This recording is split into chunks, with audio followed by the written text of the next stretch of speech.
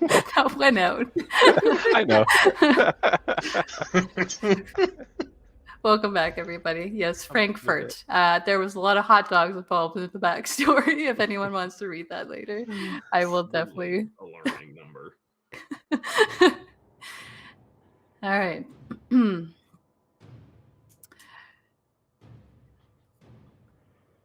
Let's get into this. So, it is a warm, late spring day just off the coastline in Oregon. A group of hunters are on the road to their latest mystery. A series of missing persons reports have been going up all across Oregon, California, British Columbia, and Nevada.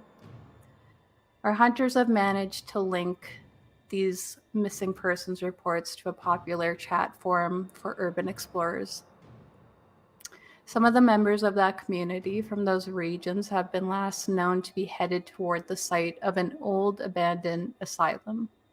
Only there have been no vehicles found abandoned at the spot, and the very vocal conspiracy theorists on the website are really undercutting the seriousness of the situation.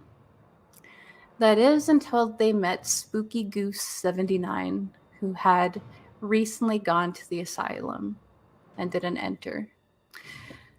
She said she saw something and took a photo, but the photo she took didn't turn out well, and she couldn't make anything out in it. Let's go back to a few days ago. The sun sets over the mountain behind the long-abandoned Haven Institute in southern Oregon. At a distance, a beautiful picture could be painted of the scene as the sunlight sprinkles off the surface of the lake and an orange hue overtakes the sky above. Even the brightly covered graffiti scrawled across the crumbling stone walls outside add an odd charm to the surroundings. A young woman with choppy red hair, wearing dark cut-off overalls, holds up her film camera and snaps several photos. Movement in the building catches her attention, sending a shiver through the woman's spine. Quickly, she snaps another photo. The gang on the Urban Explorers Guild are going to love this, she thinks to herself. She stands there for a moment, afterwards soaking in the scenery, but unable to gather the courage to go in anymore, even though she thinks it's probably just another person exploring. All of those stories start to get to her. As she takes a step away to head to her car, the camera pans to the inside of the building. A hallway, dark and musty, the walls are in disrepair, and some of the doors hang off their hinges. An older woman is inside, hunched over, mopping the floor, and you can hear the sound of labored breathing from down the hallway, behind one of the heavy asylum doors in a padded room. Cut back to present day. Our hunters are traveling in two separate vehicles. One is a very plain-looking pickup truck.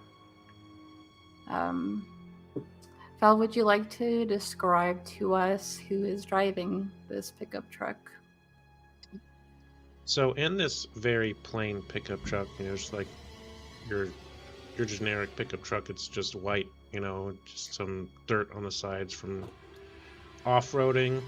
So inside the pickup truck, you see it's like not quite middle-aged, but someone maybe in their late 20s or early 30s, and he's got short cropped hair, maybe some scars here and there, and then on like in the passenger side, or maybe somewhere along the pickup truck, you can see some of the weapons he's carrying, like a hunting rifle. You can see some brass knuckles just hanging from the mirror, and he's wearing like this leather jacket, and just leather jacket and some jeans. Does Frank like to drive with the window down or any music playing or anything like that, or is it just like complete silence? I'd say he, if it's feeling stuffy in the pickup, he rolls the windows down and he's probably actually listening to like one of those like personal radio stations, not like ones blasting music, but the ones maybe with some weird information or whatever. Yeah, like some sort of conspiracy podcast of some sort. Who do you think would be traveling with Frank? Um, I'd say, Craven might be traveling with Frank. All right. Do you want to describe Craven to us, Shanks? Yeah, so in the passenger seat is a tall, very slender man with a long black, like trench coat, overcoat kind of thing, and like a wide-brimmed, old-fashioned hat. Uh, Very hard to kind of get a good look at him, but from what you can see under the shadow of his hat is he's very clean shaven and very, very pale. Um, he's just kind of, relaxed, comfortable, just sitting in place and not really moving too much or doing anything of interest. Falling behind this pickup truck is a very different vibe, I feel like. David, would you like to describe to me who is driving behind and in what sort of vehicle? Yeah, so following behind this pickup truck in a beat up old van with a nice natural patina, we shall say, is Tombstone McFadden. At this moment, presently, like sort of half wolfed out fella, werewolf, wearing a Hawaiian shirt, shell necklace. Can't really see it from where he's driving, but some flip flops there. The kind of the wolf feet don't take very well to regular shoes. Surfboard strapped to the top, just because there's nowhere else to store it.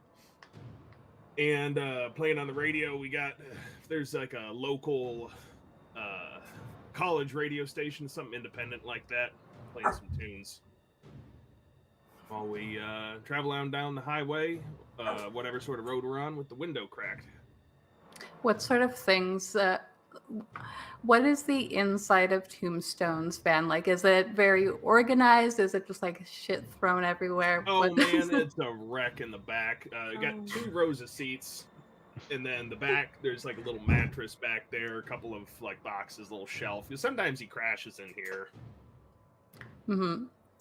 So traveling with Tombstone in this very messy, chaotic van. Cherie, would you like to describe your character to us? Yeah, is Faye, who looks basically opposite to him. Faye Spellweaver, she is a sort of slight, small woman in her like mid-20s, early 30s. She has purple and pink hair and wears all black clothing. She's got necklaces and chains and piercings and really dark lipstick and makeup, which would sort of signify like a classic goth type person. And she's just sitting in the car, very comfortable, like she's been around this for a long time. She's used to it.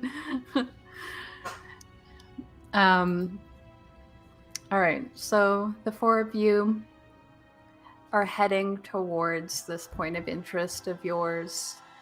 You had maybe a couple of days to look up any sort of information that you might find relevant to the situation. Is there anything that you think that you guys would have done before this point?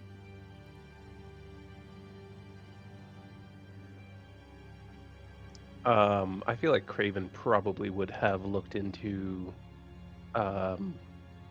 any potential objects of magical significance in this region over the last 500 years. All right, so it's mostly like an aside for Craven. I mean, he's here for the same reason he's always here. He's looking for something of value. All right. Yeah, this area has a lot of. It was supposed to be sort of like a tourism hotspot, but then once the asylum was erected, not a lot of people wanted to come out this way anymore. It kind of, even when it wasn't run down, it looked spooky and felt spooky, and wasn't really the kind of vacation spot that people had hoped this area would be, despite the beautiful scenery, which tends to be a very good sign for Craven when he's out looking for things. I would say that, yeah, we'll leave it there for a little bit, but All right. you have a good feeling about this right now. Good to know. I Frank know. probably. Oh, go ahead. Go ahead. I was going to talk about Frank, so go ahead. I was going to say Frank probably does just enough to know whether or not that what they're going up against might be a demon. Mm-hmm.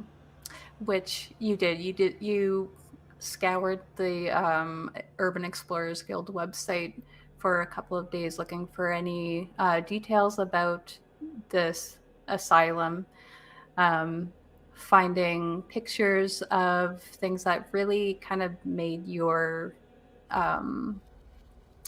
I don't know, do you get angry about demons, or is it like you feel unsettled? How does Frank feel about them? I'd say it's more anger, but it's sort of had time to like settle down, and he's like, I'm just here. He sort of looks at it as like a job right now, If they're not fighting demons, he's like, okay, well, it's not a demon, but it's still a problem. But he's like, if it's a demon, like, no, we taking this down. Yeah, so Frank, over the last couple of days, has noticed similar symbols to things from his past, very familiar signs, which kind of look like 3 circles, like 2 next to each other, 1 below, all intertwined with little arcane sigils around them, tying them together. These are symbols that you've seen in tracking down a long-time nemesis of yours. And looking into that, you would know that is it's a symbol that's tied to kind of like tethering magic, when 2 planes are kind of tied to each other in a way. Sounds like something that Faye would know more about. Know a little bit about magic stuff, but she's better at that. So you guys are driving towards this asylum, and it's probably about like a 5-minute drive, and there's just tall trees on either side of you, kind of blocking out the sunlight this morning.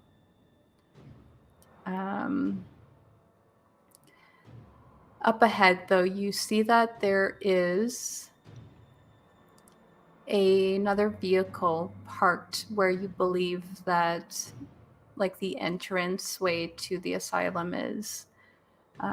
You see some bright choppy red hair kind of gleaming in the sun. A young woman is stood outside it. She's smoking a cigarette. She has a purse slung around her shoulder. And she seems to like stand up, push herself off of the car when you guys start approaching the area. And it looks like she's looking straight at you.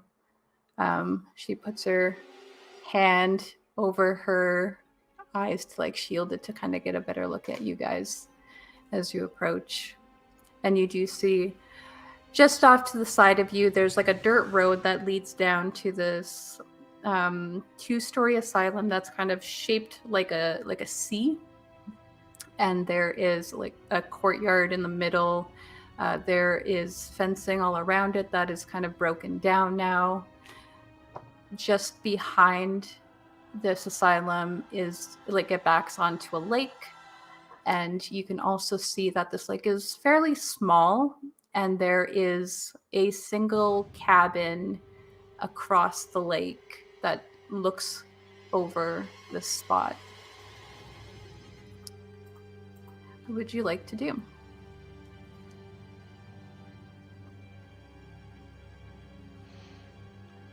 Were we expecting to meet this person here? She did offer. It was kind of unclear in the exchange because she also felt a little bit weird about it, but you could suspect that it might be her.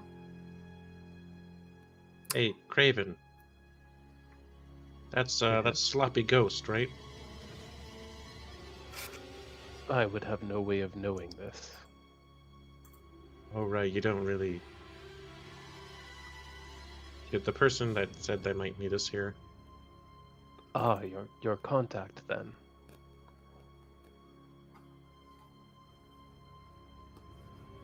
Well, Better at talking stuff, right?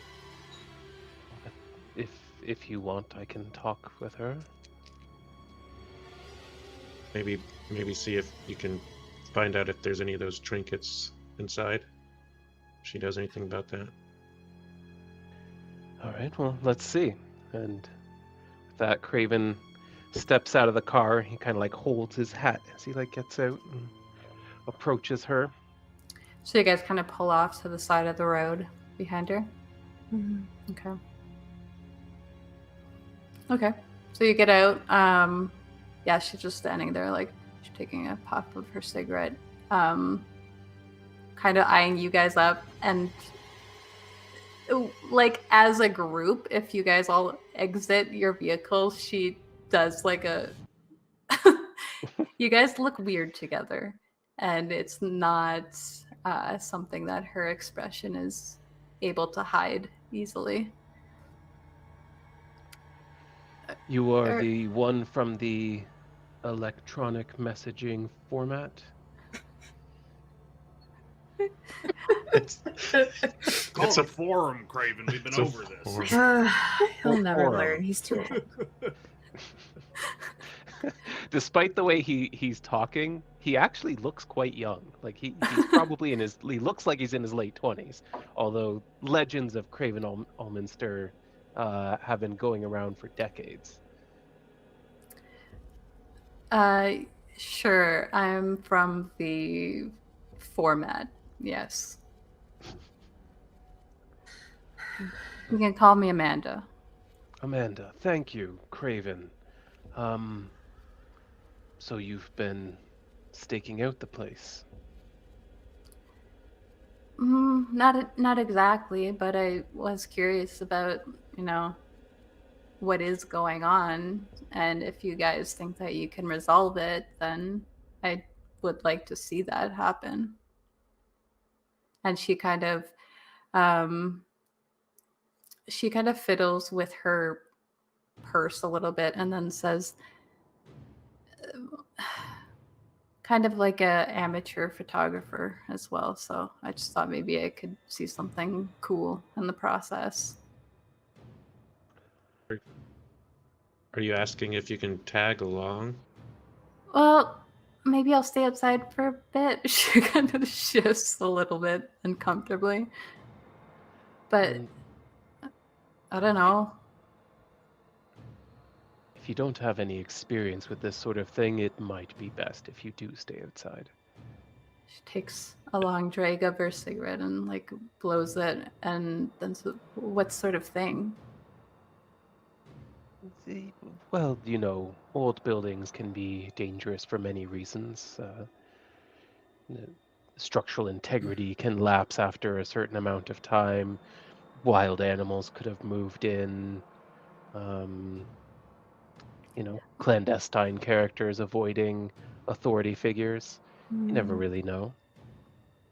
Oh, I thought you were gonna say there was like something supernatural happening.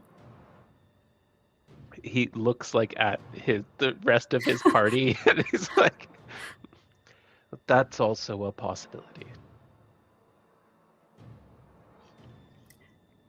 She's staring at Tombstone at this point because I hate to send you home empty-handed. If you want to get a picture of a werewolf, I can do the whole thing. oh, like she's like she like drops her cigarette, stomps it out, pulls out her camera, and she's like fiddling around with it. Are you serious? Like you're gonna let me take a picture of you? Yeah, sure, why not? Wouldn't it be better if you got a selfie? I can do that too. I got kind of hard to hold a camera so it's pointing at your face. You said she has like an old-fashioned like film camera, right? Yeah. Okay. Then Craven's gonna be like, "If you want, I can take the picture, and if he can make it look like he's mauling you." Yeah, we can do that if you want. I won't, for real. It'd just be you put on a show. That wouldn't be offensive or anything like that? Oh, yeah, it's fine. All Hey, right. it's a medical condition, but that doesn't mean I can't have a little fun with it. A medical condition.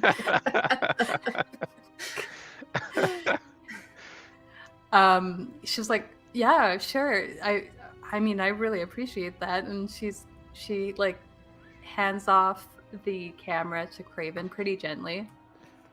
It seems like this is her baby, so she gonna. Yeah, he'll be careful with it, but he'll line it up and kind of take a picture as best he can for her. Okay, so she immediately, like without hesitation, just messes up her hair, and she's like, she's like going like this. She puts on a good show for this. Yeah, I'll get into it too. All right, just let me know when you need me to change the pose. Just, like, Oh yeah, wolf out for me. Okay, big claw back. There we go. I want to Oh, do you want to make it look even more authentic? I got a bottle of ketchup here. Why did you bring ketchup? Oh, well, I mean, I have lipstick too if she needs it. Do a whole thing. Okay, I'm gonna do something I wasn't expecting. I'm shocked. I'm not. So there is something that allows you to carry forward. I would like you guys to roll for I'm gonna say like manipulate someone. Is that what that move's called? Yes. Charm. Yep. Then please roll that for me. That's a 10 for me. 10. Are we all rolling? Yes. Okay.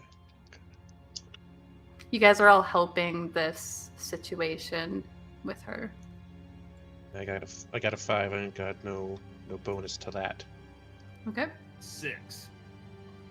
All right. So, despite the effort, Frank, the ketchup doesn't really help the experience. Like, it looks too fake and cheesy, and it seems like it kind of bothers Amanda a little bit, like in the smell. Tombstone, your outfit really doesn't help sell the photos that much. But Faye and Craven, Craven gets all the right angles with these shots, and Faye whips out a lot of skill in her makeup application to make these photos look like passable at least. You guys are gonna get a 1 to carry forward, which means the next time you roll something, you can add a +1 to it. It has to be used the next time that you roll something. We all get that? Craven and Faye do. Oh, neat. Yep. For rolling a 10. Nice. So after this, she's super thankful to you guys. You guys are really cool. I wasn't expecting that, you know. You never know what you're gonna get when you meet some strange people from online. Yes, strangers in lines are very unusual. Oh, here we go again. Look, all right. We've been over this. He's worse than my grandma. Like, come on. If you want to spend your days looking into a light box and wasting your life, that's on you. Don't expect me to know all the terminology.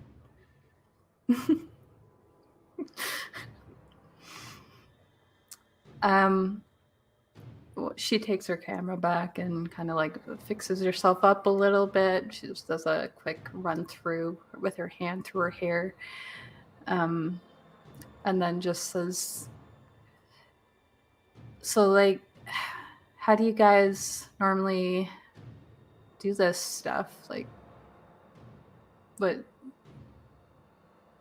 how do these things happen? Should I stay out of the way, or like? Well, we aren't particularly organized in our execution generally, which means, yes, you might be safer staying out of the way. Don't want to get hit with some magic or something. It comes to that. Wait, Yes. you know magic? Faye sort of just like flips her hair a little bit. Yeah. Does she look like kind of smug or proud about it, or? Yes, she does, fully. Totally reasonable.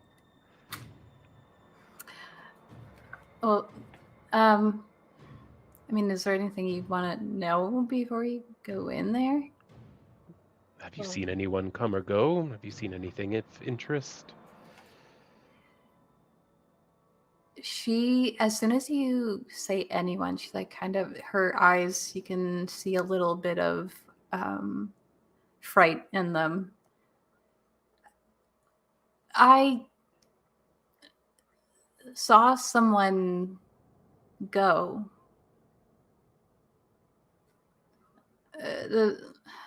I don't know. I don't know how to explain it. I thought I saw someone out by the lake.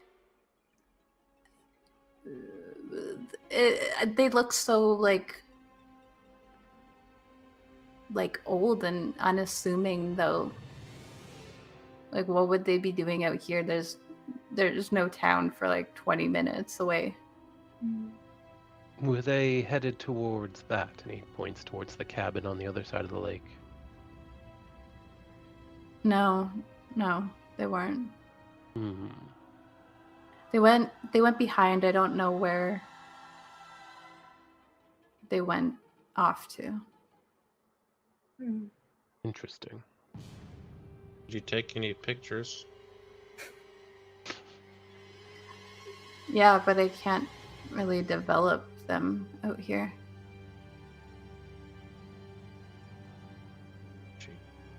That's one of the downsides of not doing digital, but I can't help it. This is the kind of photography I love, so.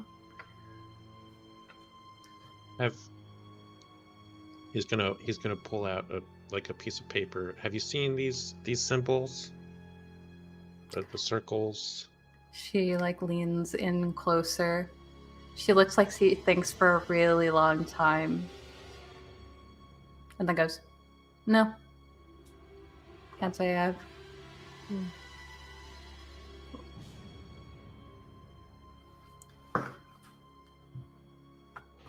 Well, we start making our way over. Anybody else got any other questions? Just going to take a good sniff on the air to see if there's any strange smells drifting in on it. Okay. I'm trying to use investigate the mystery to see if there's anything not human that I can smell, and I get a +1 to that for being a werewolf. Nice. All right. That is going to be a total of 9. 9 is really good in this game. What would you... Let's see. There are specific things. Is there anything special about your list of investigate a mystery when you're using that feature? Just that I get a +1 for using a relevant superior sense. So I guess on a 9, You get a hold 1. I'm mostly interested in, I guess, the question, what sort of creature is it? If I can smell anything that's not human. Okay. On a 9, you do smell something foul. Like a breeze goes by and Tombstone takes just the opportunity, I suppose, because you are far from it still. You guys haven't gone down the road towards it, but you do. You've been a werewolf for a while. You know how to use your skills, and you do smell just like this rancid, horrible smell underlying this spring air. It makes your stomach turn in a way that it did in a previous encounter that you went on with Frank when he was hunting for demons. Noted.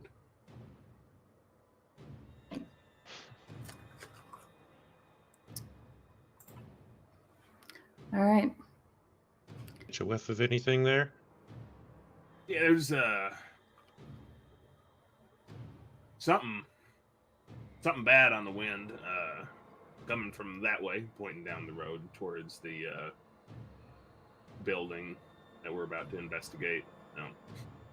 There's something coming from that way. So just be on the lookout. Are you saying it's approaching, or just the smell of it is coming from that way? Oh, the smell of it's coming from that way. I don't know what it says. Smell doesn't quite work like that. Don't have like a smelloscope or anything. Will the smell get stronger if it gets closer? Probably. Okay. Well, keep us updated then. Should we head in that direction first? I mean, my thinking is we should get inside and figure out what we're dealing with and get out before things turn sour. Yeah. I mean, if that's where the smell's coming from, though, I mean, that would be one way of finding out what we're dealing with. You have a point. I mean, there might be more of something else in the building, I guess. There might be some clues what we're going to deal with so we can prepare.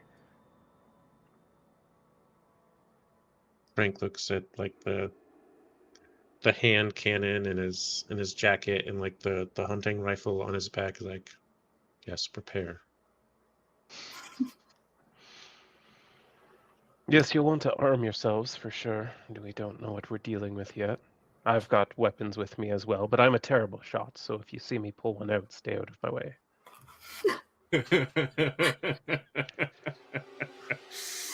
Amanda's just like, maybe I'll wait at the gate. At least That's probably why. if something comes out, I can at least have time to Snap a pic. Yeah. And run. Running's a good idea. Hmm. That's usually what I do.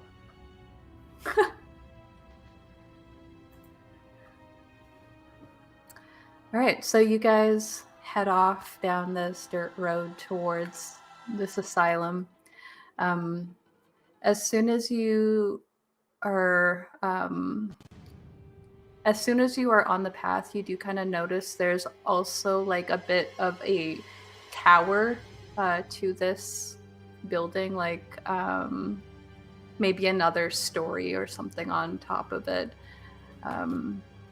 A round, like circular pillar near the back of it, suggesting that maybe it's more than 2 floors.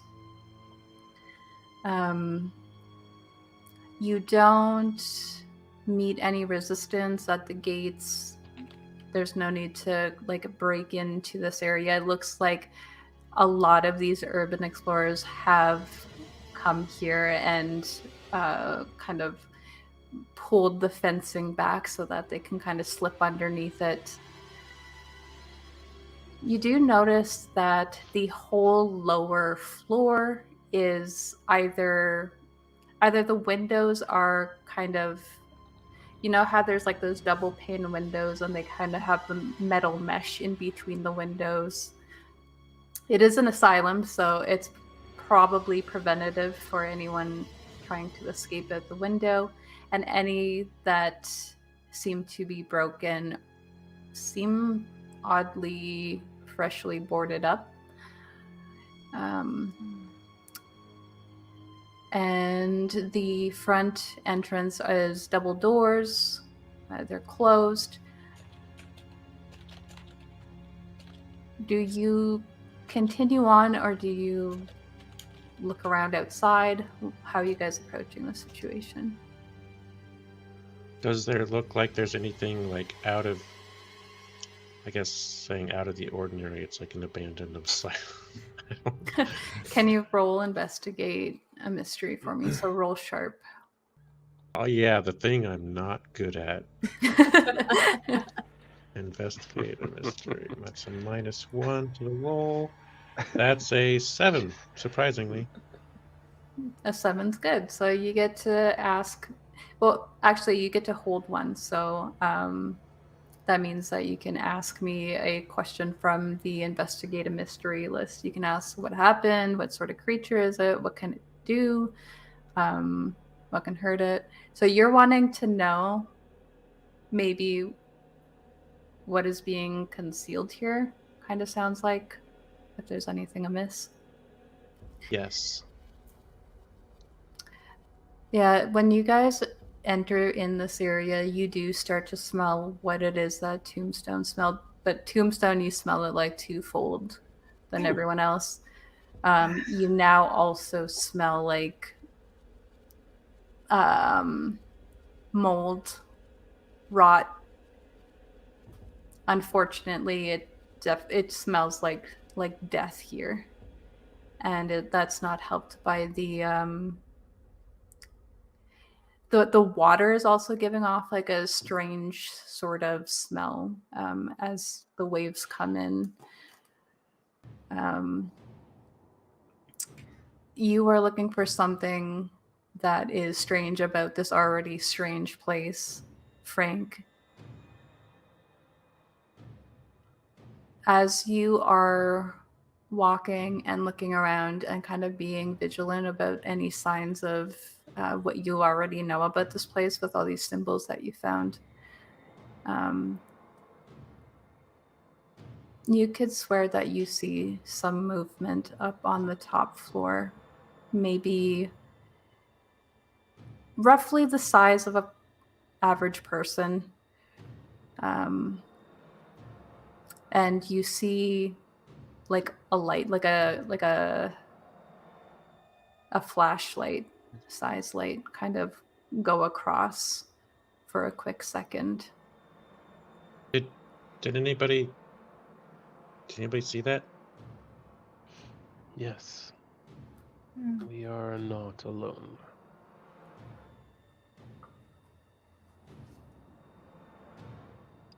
Would you just go straight up there? Go straight up there?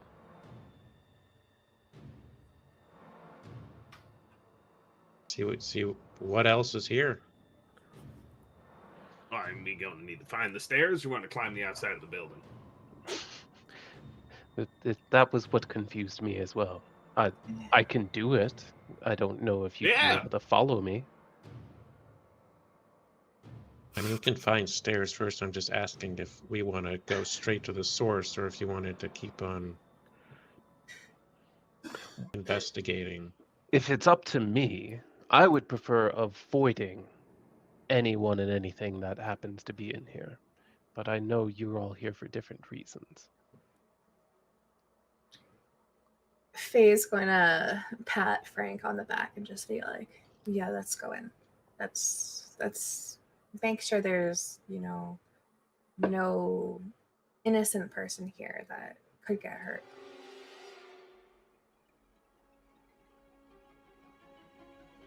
We can find our way up there, but I suppose we can continue investigating in the meantime. Mm-hmm. So you're gonna head in through the front door? Yes. I think so, yes. Yeah. Is it Right. open? It as you like who is opening the front door? Frank will. I would do it. No, I'll take point on that one. Alright. All three of them go to turn. Yeah, okay. at the same I time. mean, Like three stooging this. Gentlemen, please allow me. And I would like to first of all, this is sort of my wheelhouse, so I'm gonna be checking for traps kind of thing, seeing if there's any reason I shouldn't just open the door, test to see if it's locked, Okay, that would be a read a bad situation, a sharp check, because when you go and you try, wait, how are you checking for traps? I guess is what I want to know. And do you touch the door handle and test it first, or I mean, first by sight. So, if there's windows or cracks or anything, I'm peering through, peering around, looking at the door handle, see if there's any signs of anything that might be up, Yeah, that's what. Give me a sharp roll then. Yeah. Okay, not the greatest, but 6, looks like. Yeah, 6 is not gonna do it for you, unfortunately. hey, Craven, I think it's a door. Have you tried the handle yet? Well, you see, I've lost many a partner to entering prematurely. Sure you have. But everything seems to be clear, I'm pretty sure, and then he'll go to pull the door open. This door feels very heavy, and it does seem like it's locked, but oddly, when you pull it,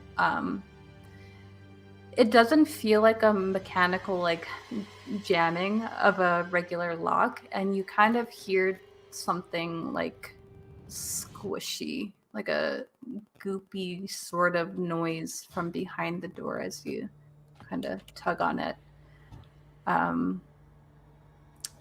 It doesn't budge. It's locked and there's something inside, but I'm not sure what.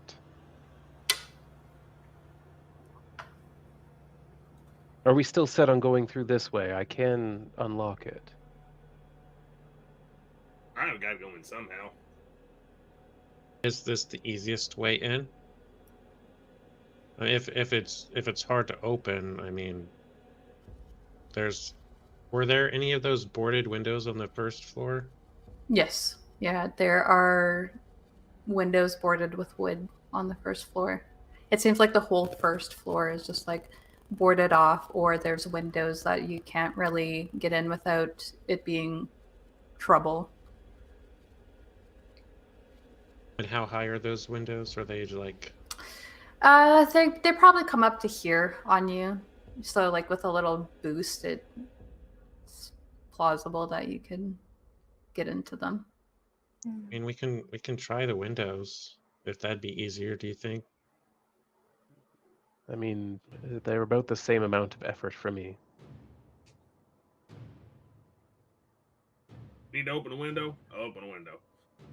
And unless somebody tries to stop him, Tombstone's gonna try and get some of those boards off a window. Yeah. That's pretty loud. Maybe I entering stealthily would be a better option. all right.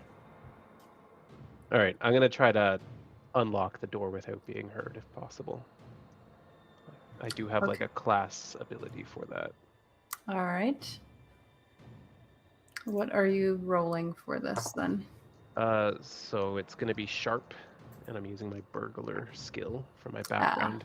Except I cannot roll well, so that's a total of 5. That is not good. So as Craven says this, this is gonna be messy, and he starts. You get like a crowbar out or something like that, and you're trying to pry this board open. The wood on it suddenly snaps where you're not putting pressure on it, and just causes it to splinter, and the splinter just like echoes out into the building. You do get in, like you get the board off, but now it's like you just told Tombstone about being stealthy and then caused a ruckus. It was more stubborn than I expected. Your way probably would have been fine. Well, you just let me know next time. I should have just used my magic. Oh. I mean, I think it's easier going through the front door than a window, though. At the very least, this means the door is open to us if we need to leave expediently. Yes, that's true. Not climbing out a window. One at a time. So standing aside, he's going to like pull the door open slowly. You're going to the front door now to pull that open? Well, that's what I was opening. Oh, I thought you were doing the boards on the... Nope. Oh, okay. Right. I misunderstood that. Okay. Because I thought Tombstone was going through the window and then you Well, stopped he him. was. I hadn't left the door. I Okay. figured I could open that more stealthily than he could open the window. Oh yeah, Okay. I was gonna roll to kick some ass on the window. Yeah. Right. Yeah, then when you open the door, this weird, like translucent orangey film kind of it's like it strings and then kind of dissipates as you open the door more. You are hit with like the just awful smell as you open the door. Oh, And inside you could see this is a foyer. There's a reception desk just to the side. And there's more doors straight across from you. Those doors look open, but they're not like wide open. There's kind of like open a crack. There are signs of people having at one point lived here, probably. There is like old tattered blankets, maybe a remnants of someone had started a fire at some point. They don't seem recent, though.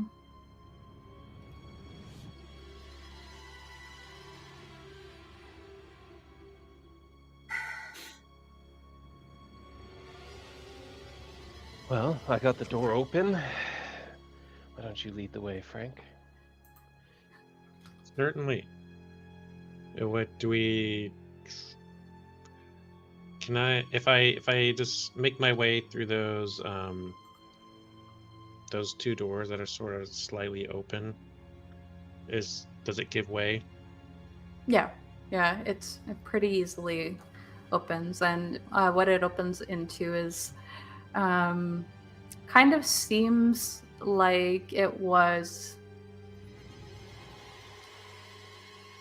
like a wreck recreational room at some point. There's a bunch of tables. There's a rundown piano in the corner. You see some graffiti.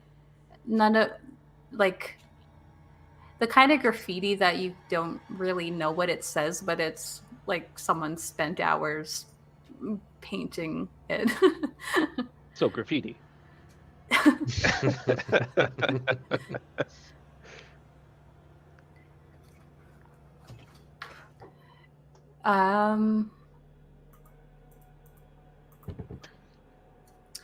To the left and to the right of you, you see two hallways. These both have doors on them that are shut.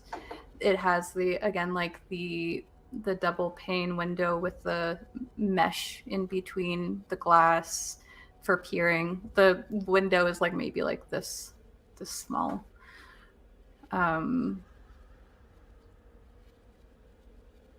Do you continue on, or would you like to do anything else?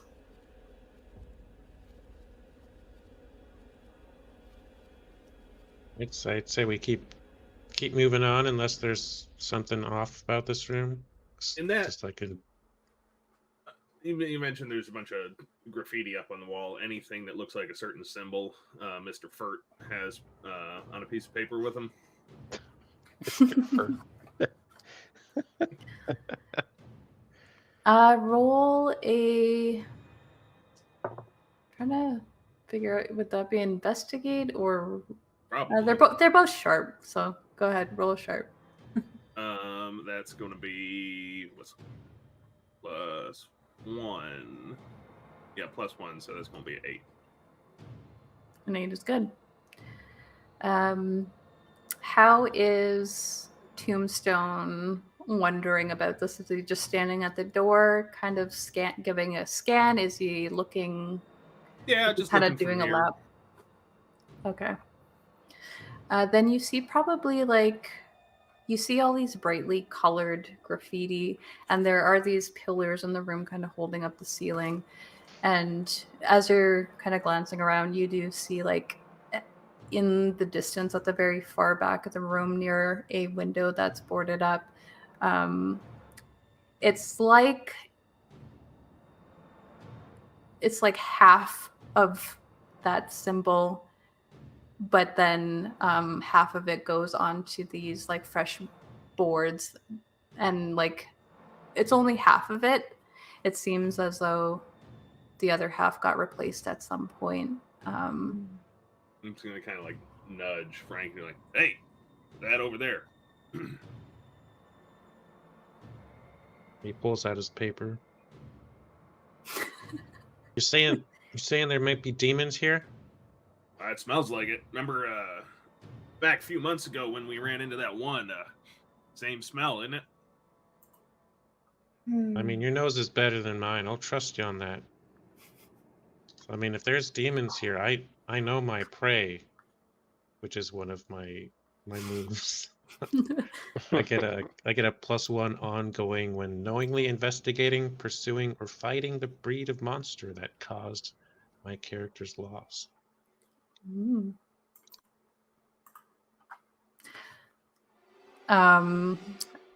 Yeah, I will say that you had a keeper who read your sheet, and you could apply that +1 to the situation. As you guys are kind of glancing around this room and trying to assess the next step, you do hear a door shut from down the hall through the left. So beyond the door, down that hallway that it leads to, you hear a door shut. It's like our next destination. All right. I guess we go check that out. Tombstone, why don't you take point on this? You got it. I just take off walking casually down the hall. Back you up. Yeah, you open this door to go through. And now you also notice that there's this weird film that was keeping the door shut. Kind of. Film? It's the camera girl.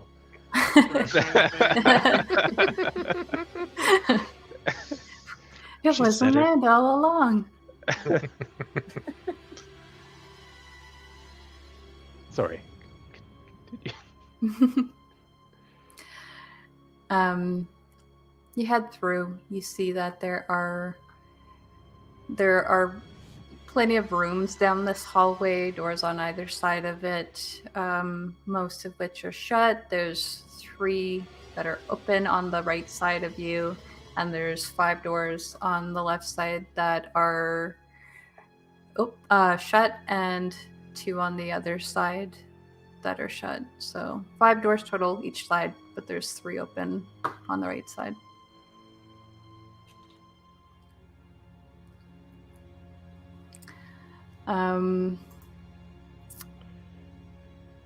Is it I w- like is it like dusty and stuff in here?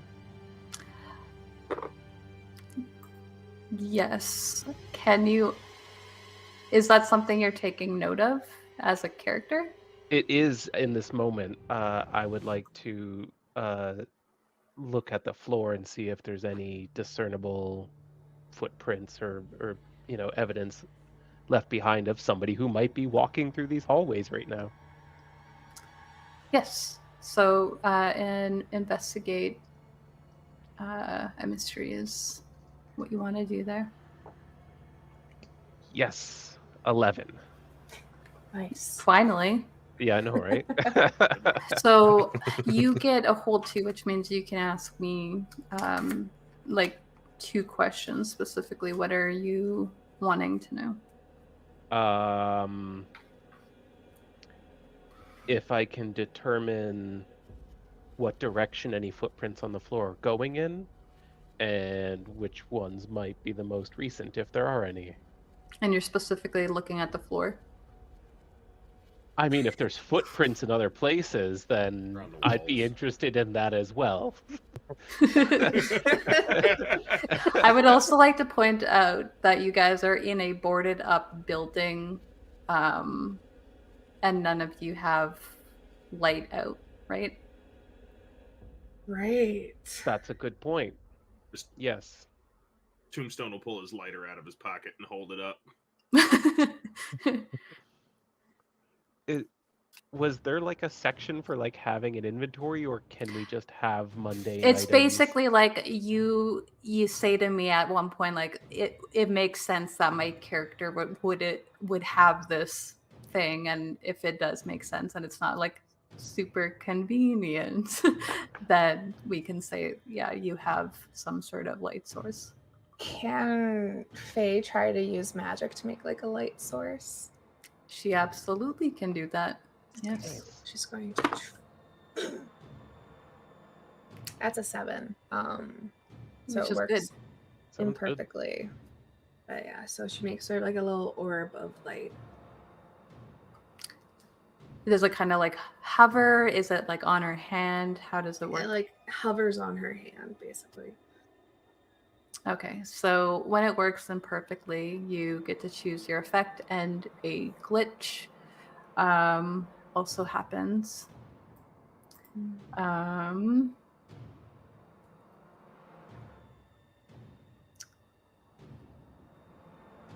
I mean, yeah, I feel like this would probably draw attention to you. So, Faye, you light up this hallway, which is the first time you guys like light up the area as Craven is investigating this spot now in the light. Craven, you are following what looks like not footprints, but like it's almost like somebody with a mop kind of swept through a trail dust, but you see that it's also kind of wet and goopy.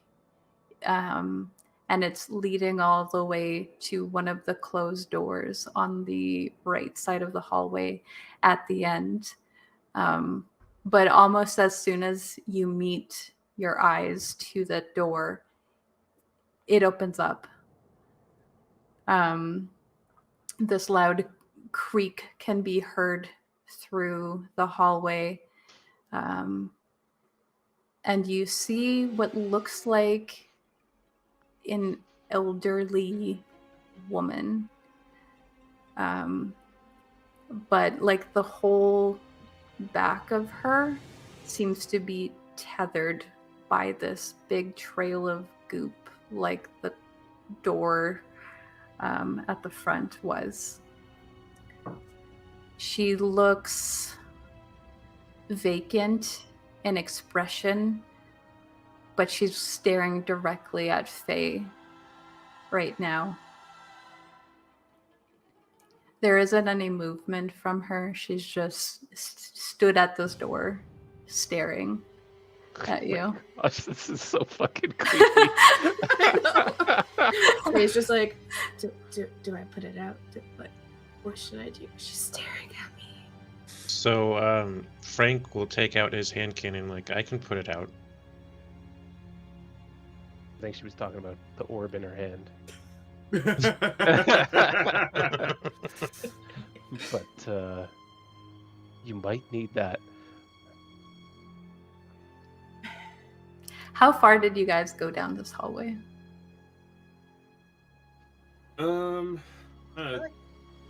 Let's say it's 30 feet long. How far in did you get?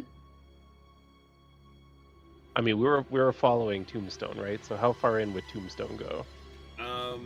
I probably would have kept going until I probably would have been standing right in front of that door. If I'm being So quite honest. You guys got this far in, and then you're like, oh, we can't see. Lights up the hallway. So yeah, this you're right in front of the door, which then also means that you kind of follow the line of the trail behind her, and you can see that it kind of like goes up into the ceiling above her. And now that that's caught your attention, you guys can see that there's like this weird slickness to the entire ceiling above you as well. To the ceiling above us. Yeah. Like if you were to look back down the hallway, it was like there the whole time. Never look up. Gotta do that more. Faye's just like gagging in the background. It's important to wear a hat in these situations. Oh, I hate slime. Oh, it's my least favorite thing. As you guys are saying these words, this woman like drops what looks like maybe a broom or something that was in her hand. And you can see she takes like one step toward you. Ma'am, I'm gonna need to ask you to go back in that room. Thank you. You have some sort of thing for this, don't you? What sort of thing would that be? Ma'am, I've got a thing for you. Oh, maybe you Special didn't choose delivery. it. I know that there's like a specific thing that one of the hunters can have to like actually use manipulate on monsters. I did not take that. I'm just asking her nicely to go back in the room. She does not. She takes another step towards you, and you hear a very like gargled, like almost as if something is forcing this voice out of her, saying, "You shouldn't be here. This isn't your home. I'm gonna have to ask you to leave."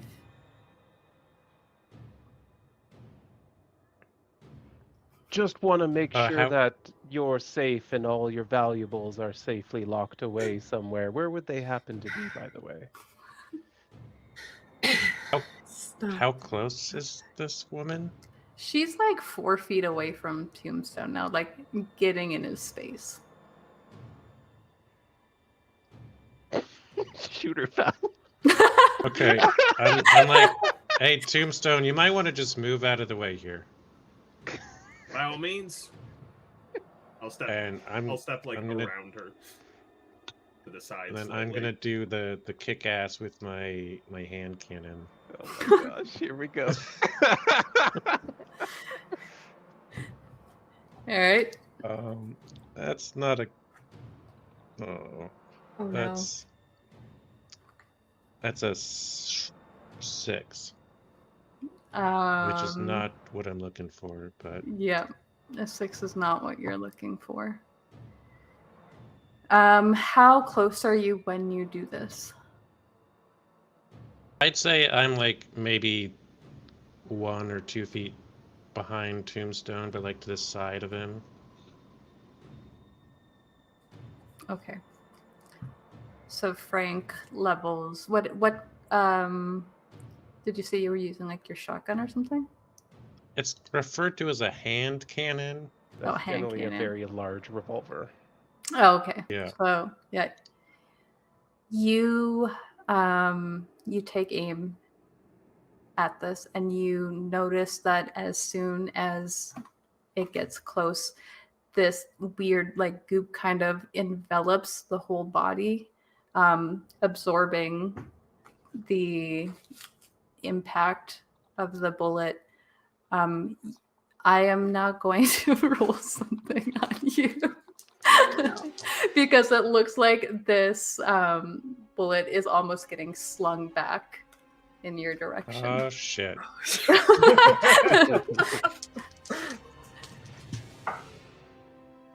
That's an 8.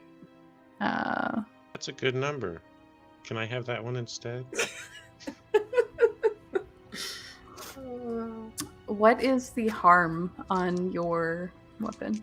It's good harm. Oh, no. What is it? It's 3. Oh no. Okay. So this is reduced by 1. It hits you like right in the shoulder. It does not ignore armor, does it? No. Because Am I understanding this correctly? It launched his own bullet back at him? Yes. Okay. Good to know. so my protective wear is worth 1 armor, and my move called Safety First adds like a jury-rigged layer of protection for another +1 armor. So you Well, reduced it you're to fine. 0. Yeah. But you you definitely get surprised maybe a little bit by the fact that it just gets like launched back at you. I don't What just know. happened? Faye, This- maybe magic might work better. This woman Oh. starts getting down on all 4s. Oh no. Oh god. I This can is do the that part in too. a horror movie you want to start running away.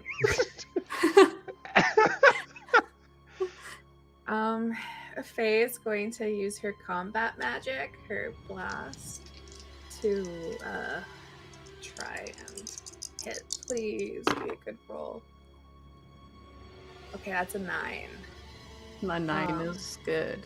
Yeah, so she's using blast, but with lightning to it. So that's a My favorite kind. Blast. +3 harm and messy.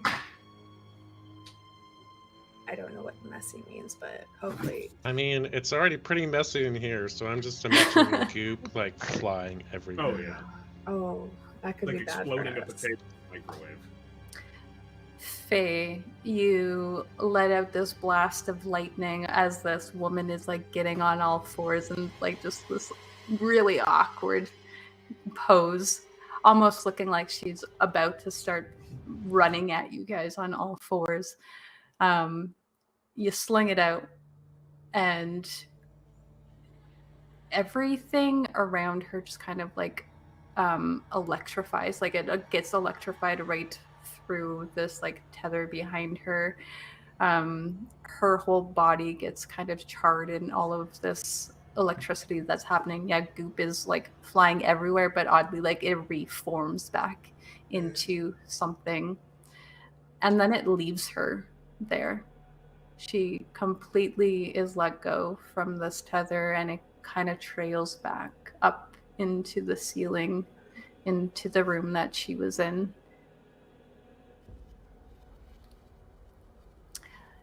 Is she? Probably. I think you just killed a woman who was possessed by a slime creature. Are we sure she wasn't already dead because of the smell? Good question. I would like to investigate and see if she's been dead for a while. All right, roll sharp for me. Ooh, yeah, that is a 10. Actually, wait, didn't you? Yeah, okay. Didn't ahead. I what? I thought you had 2 before from your investigate. Or was that just a 1? I had 2. What do you mean? From your last investigate out in the You hallway. rolled a 10, didn't you? Yeah, I rolled an 11 last time. Yeah, and you Yeah, only so you asked had- me 1 question, so you have another question, but we can. Thought No, I yes. asked you. I asked you 2. Oh, you did? Okay. Yeah. Well, then you have 2 more questions then. All right. How long has she been dead? And is there anything I can determine about the nature of this creature from whatever slimy residue it left on her? Okay, so we'll go with what happened here and what sort of creature is it then. Apparently, it's a slut creature.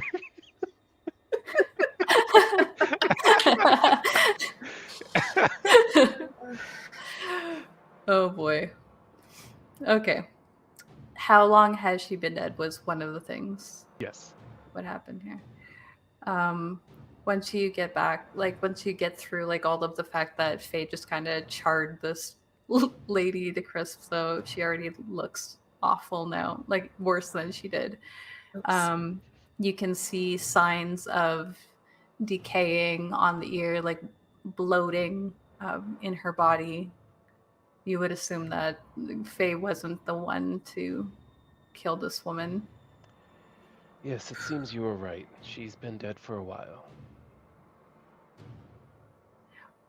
And the other question was? If there's anything I can determine about the nature of this creature from its, like, slime.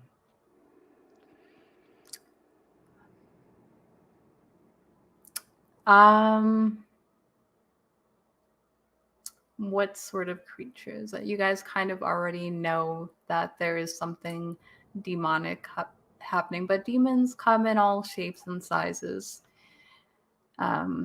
You've seen some pretty weird stuff in your travels, especially with these people.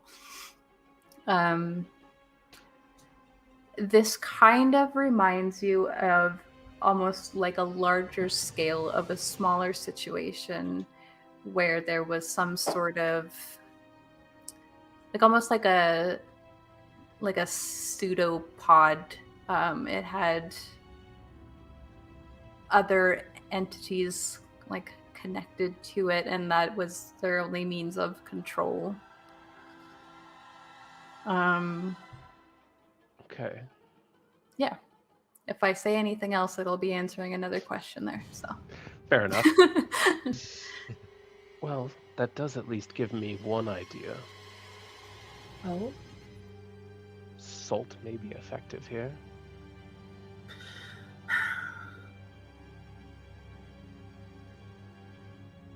does anyone have any salt?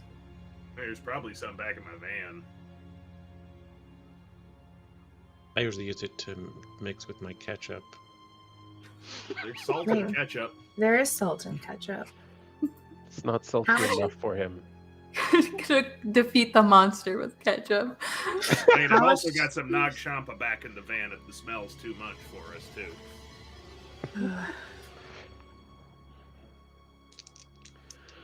Yeah, but if we have salt, I do suggest we try to employ it. It's useful against many types of fiends and might be useful against a slimy slug-type creature, if that's what this is.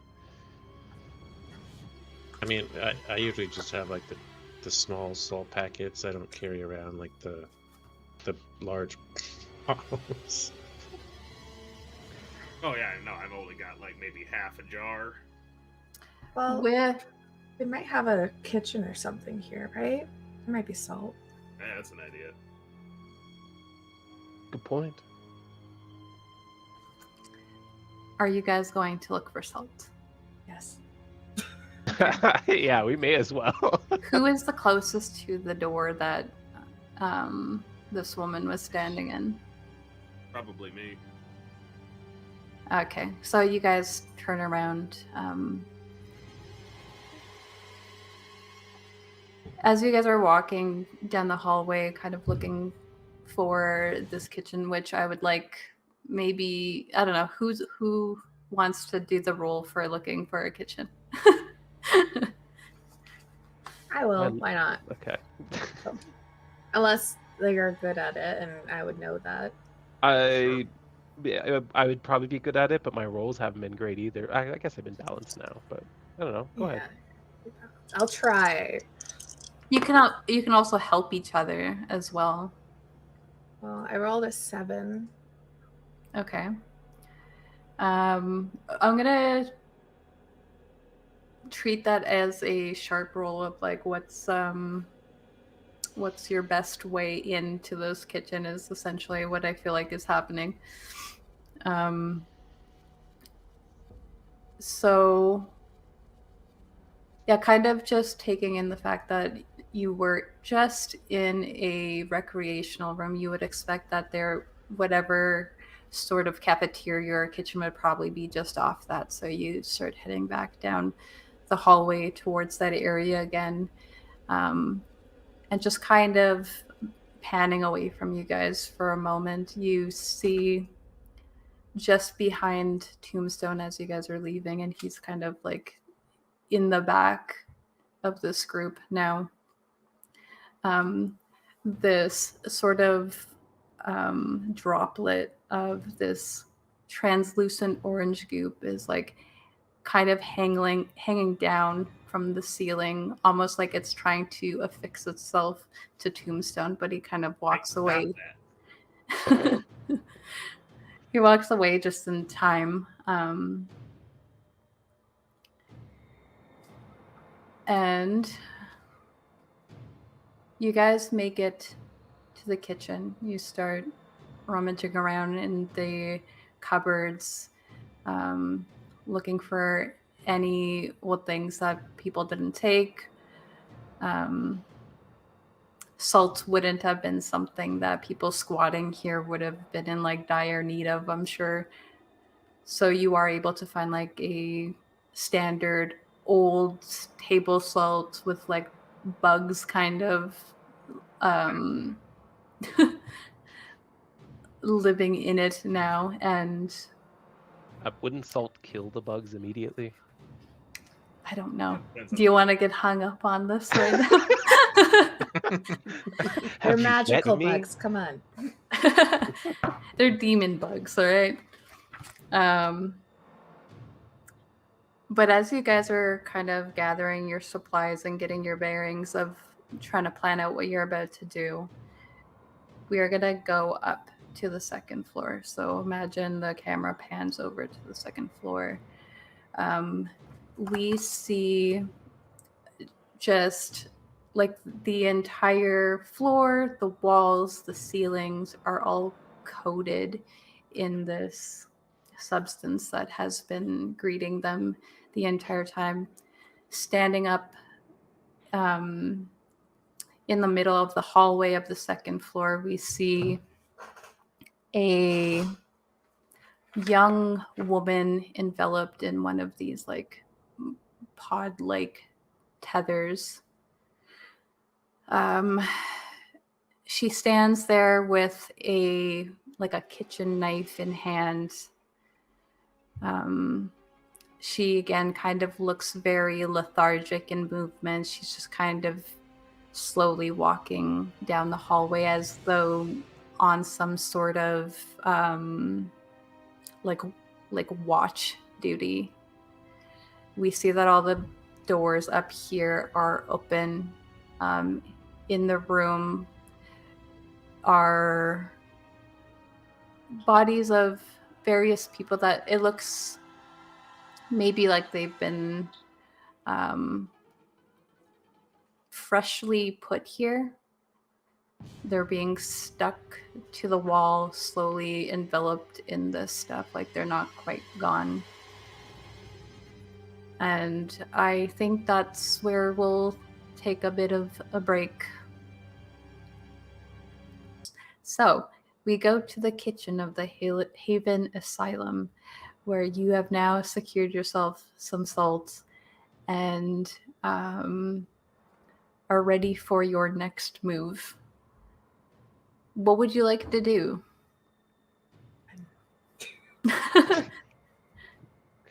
You know what? There's nothing valuable here. Let's go home. And if it is, it's covered in goop. We just like fly a plane over top and just like spray salt on the entire building. Yeah. Our work here is done. Did you check inside? Our work here is done. You can't get out. I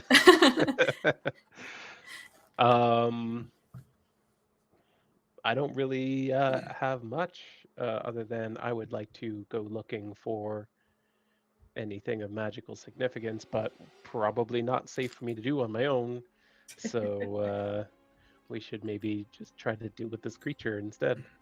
It seemed like, I don't know if you got a good look in that room. There was like some sort of tendril hanging down from the ceiling. Seems like the real crux of this issue might be happening upstairs. Yes, that was my interpretation as well. So I guess we're heading upstairs. Yes, as originally planned. No So hint perhaps of. we'll find the source of that light now. Well, I imagine anything here is probably bad. There may be other victims that have not yet succumbed. We don't know. Yeah, well, if the smell gets any worse upstairs, I don't know how anyone could survive in this. Well, the unfortunate truth is you get used to such things. So you guys try to find some sort of access to the second floor then, now is what you're doing? Yes. Yes, Okay. reluctantly. Okay. I'll I note want that. that on the record. Yes, I'll note that. I'll put that you're reluctant and that gives you a nothing to your next roll. Like we have to push him up the stairs when we find them. Oh, I'm staying in that third position. That's the coward's position right there. 2 away from the front, 1 away from the back, you know? Craven is going, though, on his own will, and he's not in need of persuasion to do so? Correct. Okay, cool. Okay, so you look around this portion of the hallway. You don't see any access to the upstairs. This mostly seems like this was for patients on this floor.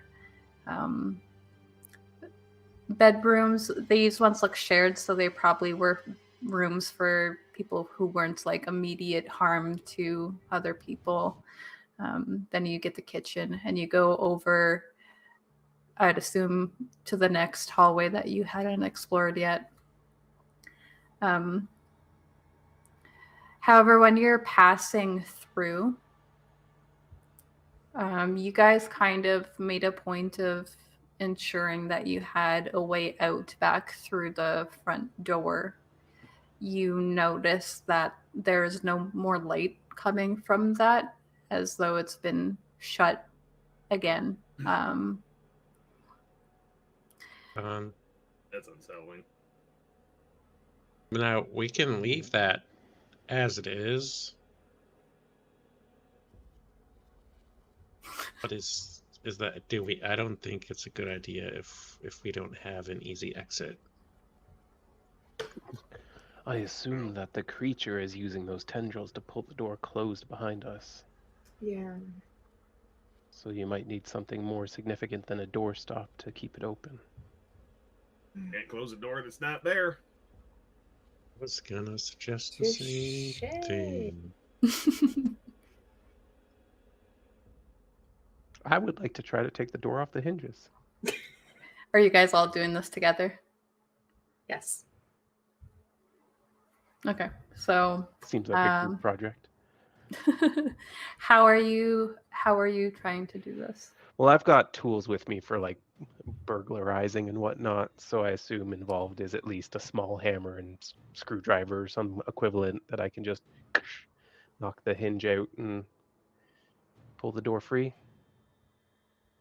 If Okay. that doesn't work, I can punch it. If that doesn't work, I'll just blast it. Yeah. There are double doors, so like it can be a Escalating 2-on-2. It already knows that we're here. Clearly, we just blew it up a little bit. That's true. Just don't want to wear you out having you attack it's the fun hell for out of a me. door. Okay. Well, Cathartic, you know? you get that one for me then. All right. Okay. So you're gonna roll to kick some ass on the door, and Craven, you're going to. What is the skill that you use for using these burglar I mean, tools? my burglar skill is sharp, so Yeah. I Okay. assume the same. Yes. So I'm just going to get ahead of all of that and tell you that I rolled a 14. Not bad. I rolled a 13. Nice. These doors are gone. Yeah. So Craven, go ahead and describe it. You guys did the thing. So tell me what exactly happens. Plus, you rolled more than a 12 on that. Yep. Though this is just a door. So I was gonna say, can I please pick your attack drives the enemy away in a route? It sees how deftly you deal with its door and is just like, all right, you can have the All place. I'm out of here. Yeah. Yeah, I think I'm just gonna did it lock itself behind us? You don't know that. Well, I would try to open the door as my first move to getting it off the hinges. No. It didn't. Yeah, so I'll just open one of the doors while Craven's doing whatever he's doing. I'll just kind of grab it by like the side and the top and just Okay. Well, you guys very successfully get those doors off. However, you notice that Amanda isn't outside anymore. She was standing kind of near where the gate was. She said she would stay there. Is her car still there? You look. I would like you to. You're kind of far. I would like you to roll. Yeah, roll a sharp for me. Okay. Well, that's a 9 before my +1, which is a 10. And I would like to use my third eye if it's a read a bad situation. But if it's not, then Okay. Yeah, it is. What does your third eye do? I open a third eye for a moment to take in extra information. And then I have a +1 hold for any result above a 7. Okay, I so can also see invisible things. interesting. So you look over, you see that her car is still there, but something feels off, and you open up this third eye. You should be able to see the front end of the pickup truck from here. You don't. The pickup truck seems like it is gone. my van. if you kind of like investigate that further, you see, yeah, the van is also gone. So, Interesting. hey guys, we've got a issue. Though the doors are off, we have no way of leaving here because our cars are not there, I think. I don't see them. And I can see invisible things, and I can't see them. This is a weird. Are we? Does it seem like we're still in the same place? Like this building is physically in the same location it was when we entered it? Alternate universe. Yeah. Does it still smell like the Pacific Northwest out there? Yeah, like nothing has changed at all. Interesting. You do recall that when you were looking into this situation, it was odd that there was people going missing here supposedly, but there was like No cars. this is a place you drive to, and there's no cars here.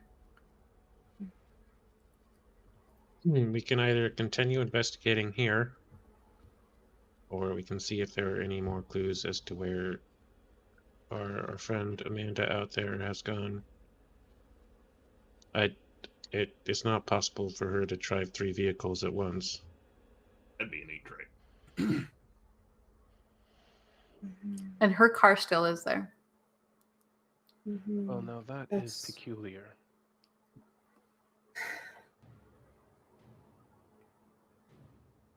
Just burn the whole place down. Trust me, that's on my mind, Pat. It's on my mind. I mean, I can Always do that. Always a viable option.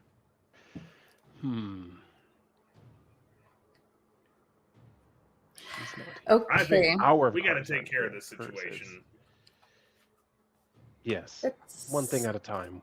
deal with the slime thing, and then we're still alive, and we'll find a way.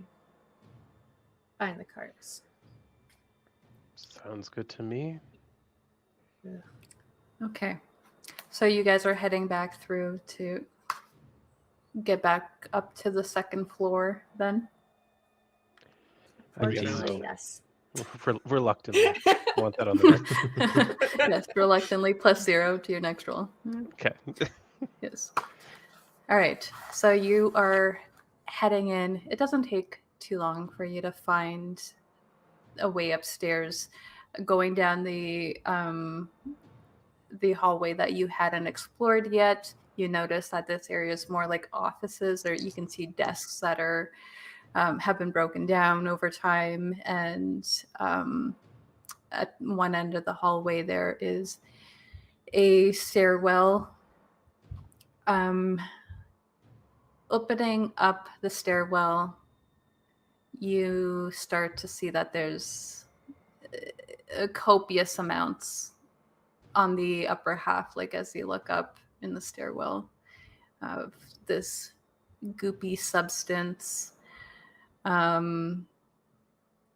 You can also still see that there was like, just as you opened the door, it was almost like it was like throbbing a little bit, and then it kind of stops as you guys open up, like almost like freezing. As you approach that area, we pan outside to the back of the asylum. We see the tail end of a pickup truck sinking into the lake behind the asylum. Standing watching this scene is a young woman, choppy red hair. Amanda is stood there watching this. This bitch.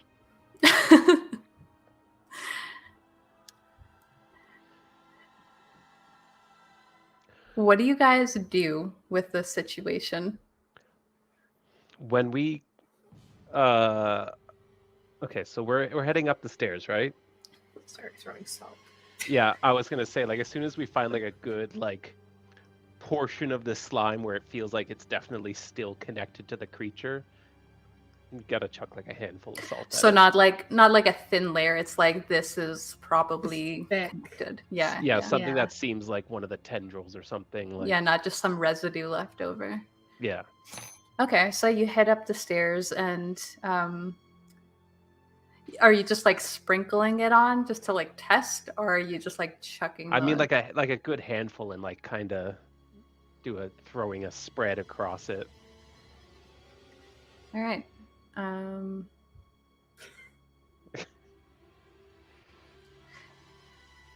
Yeah, you do that, and you see that again, just like this throbbing ripple happens throughout the entire like stairwell that you're in. You can feel it underneath your feet, like as if the whole place is like constricting under the weight of whatever this thing is. But it does like kind of part way from you. It kind of like recoils at that.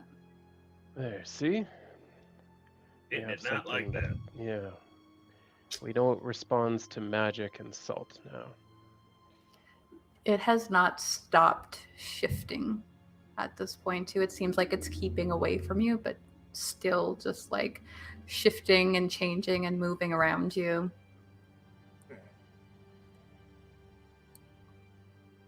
The sooner we get this done, I tell you. Yeah. All right. Everyone hold out your hands. And Craven's going to like pour a good sized handful of salt into each person's hand. Just in case, because it clearly knows we're walking around here, and if it decides to suddenly enclose on us, you can use this and get the hell out. All right.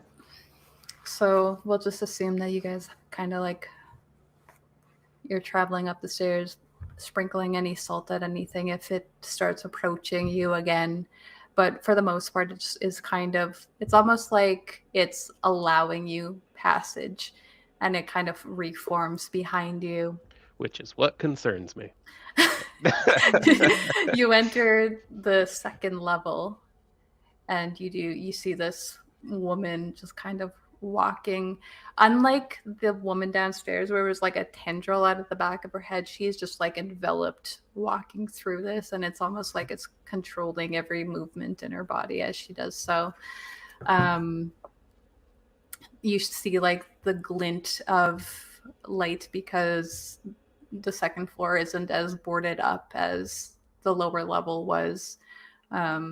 And a window down at the end of the hall is causing a reflection from this shiny object in this woman's hand. It looks like sharpened silverware.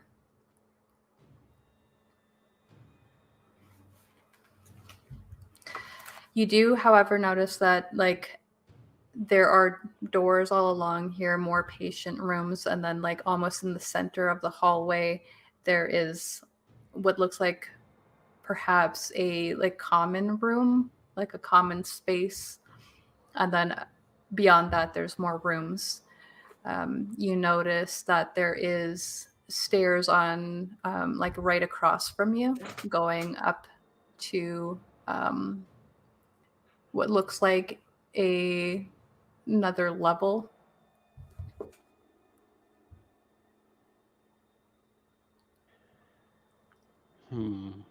Is there any indication that there's like these thick tendrils going up further into the third floor? Like, It looks like it's just seeping out of the ceiling. Yeah. I guess we Almost gotta keep like going. like in the common area down the hall, it just looks like it's just like oozing from it. yeah, definitely seems like it's coming from above. Have you guys stepped into like fully into the hallway, or are you guys just kind of peering at the moment into it? I mean, that's up to our front line. Who Which- would be in the front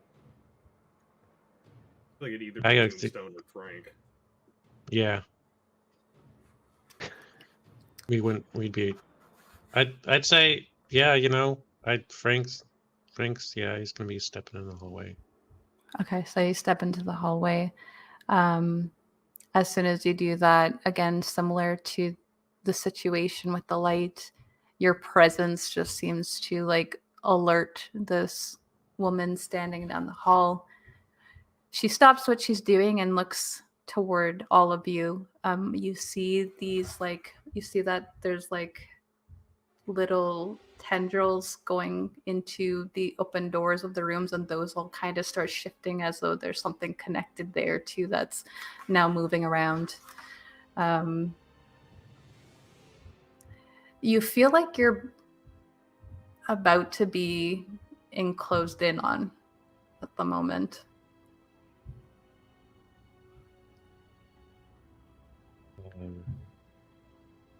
Then How far away is? Sorry, go ahead. You said we see. Did you say we see that person with the light? She is about like 15 feet away from you at the moment.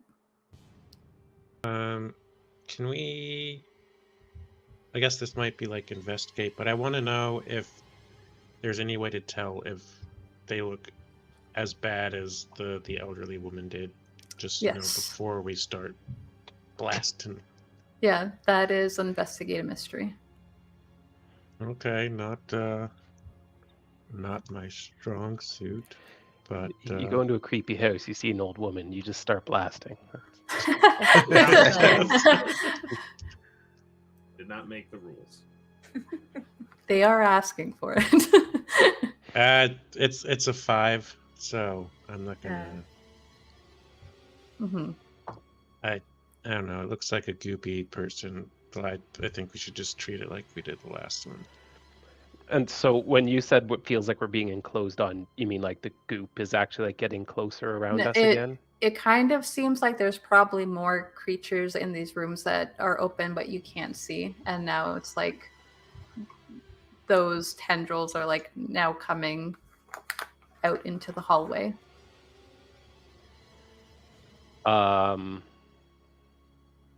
Okay. Well, I'll hold on to Salt for now. If something actually gets within like touching me range, I'm gonna fling Salt at it. I would like to hold action to Salt. I would like to commit assault.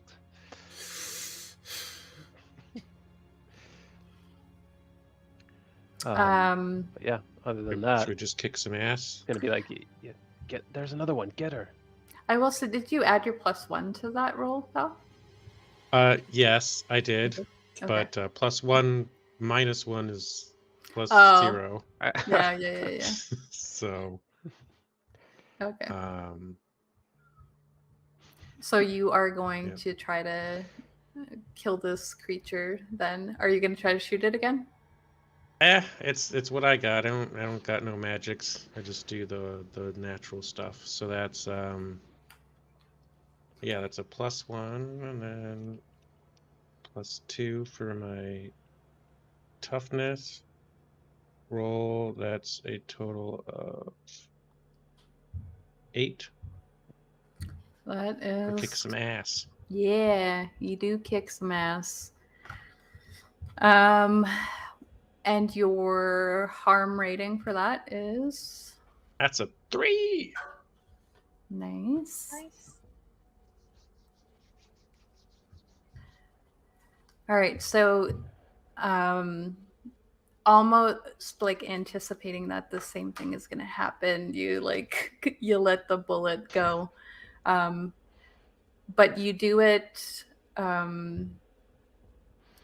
It's unclear whether or not you do it so quickly or if it was just bad luck last time, but it seems to penetrate right through. It goes out the other side. And again, the similar situation, you see this body fall and you see the goop kind of it no longer has use of this, and it just kind of dissipates.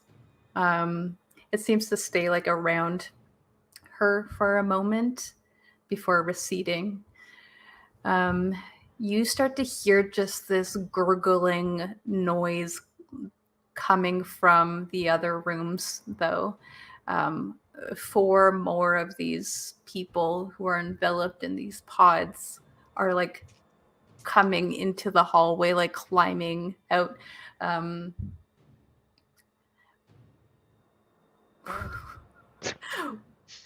Do you want to do something? Start blasting. There could be an endless supply of them. We should press on to the stairs.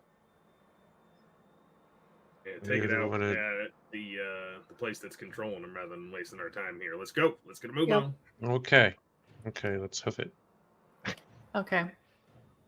I want to know who goes last up these other stairs.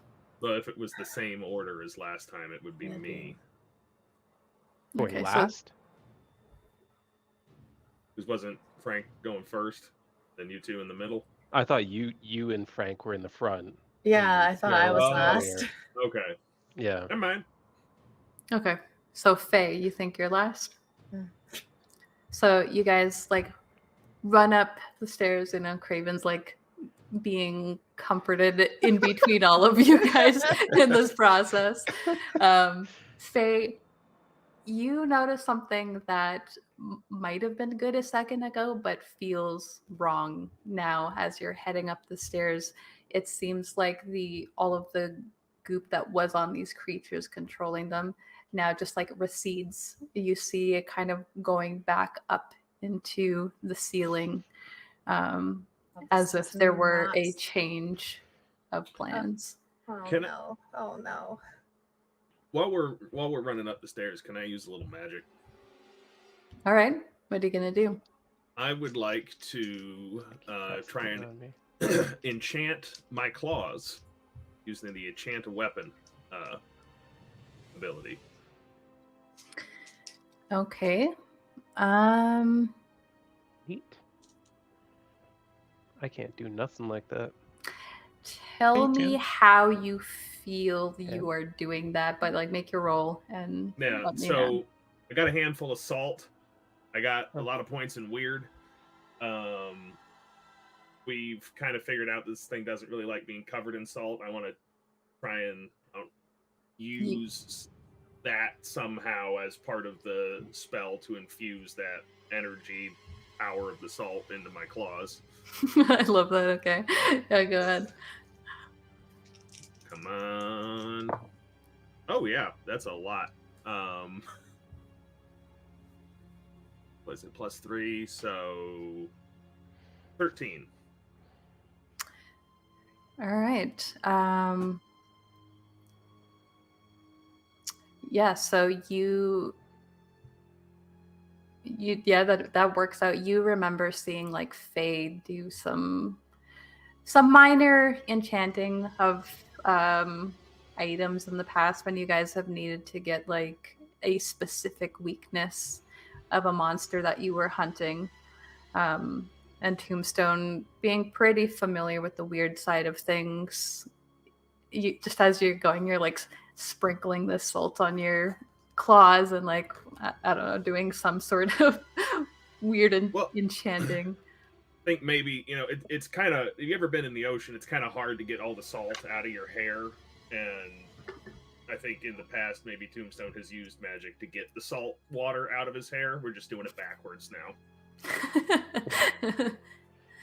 On a 13, you get an added benefit to that. The effect that you wanted was to enchant a weapon, which does a bonus to harm.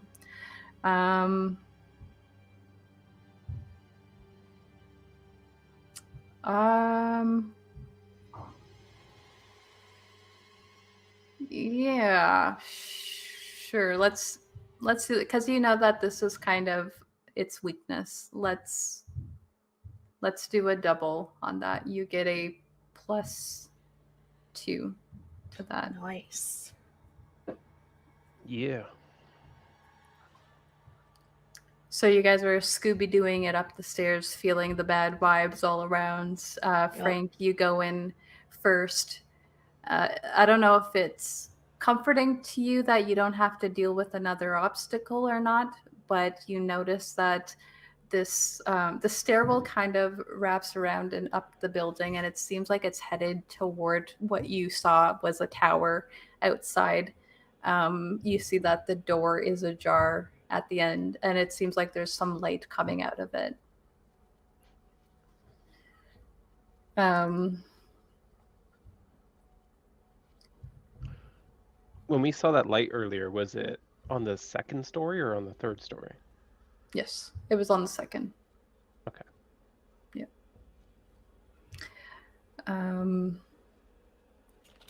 This kind of looks like sunlight, like natural light coming out of this. And you hear the sound of what seems to be like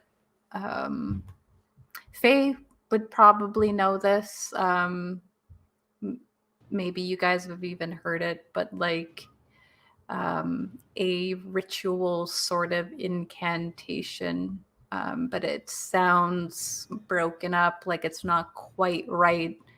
The vocal cord capacity isn't there, and you kind of remember that the woman downstairs sounded very similar to this as well.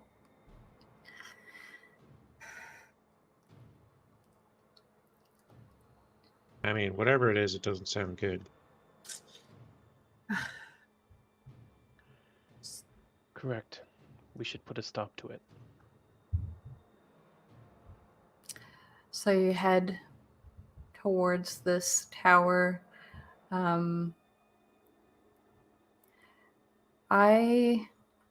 Yeah.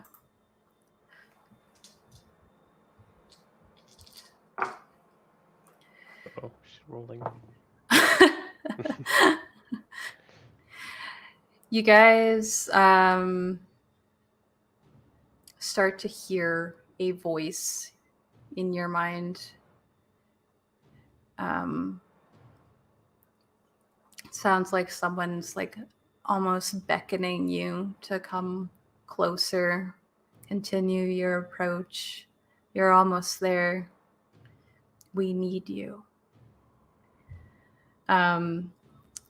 Craven in particular, you hear, I need you, old friend.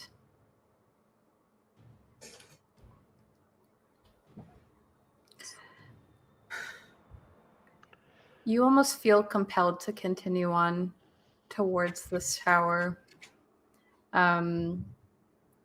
Entering into this room. I don't know how you do it. If you burst the door open, you peek in, whatever.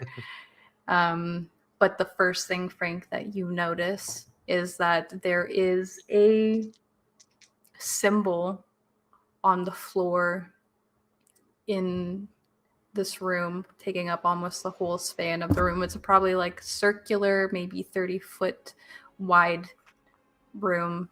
And at the very center of this is a man who looks, his eyes are sunken in. He looks like he is almost drained of strength, except for the fact that he's standing in almost like a powerful pose, like as though he's commanding the entire room and everything in it. Which everything in it, you see 5 people around him.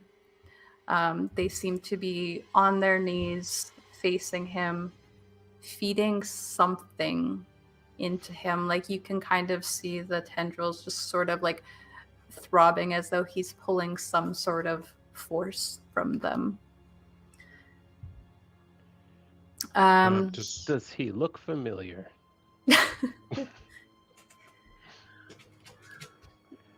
Craven, you definitely recognize this person. Somebody from your past. Very on an age now, as you should be.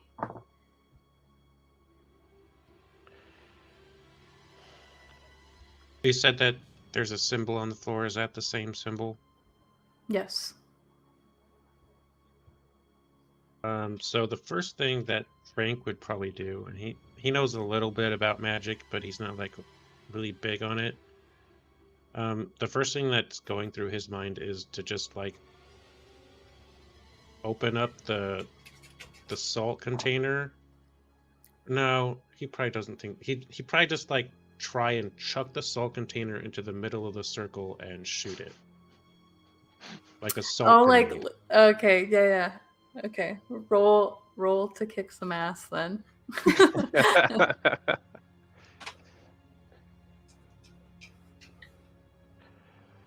That's 11.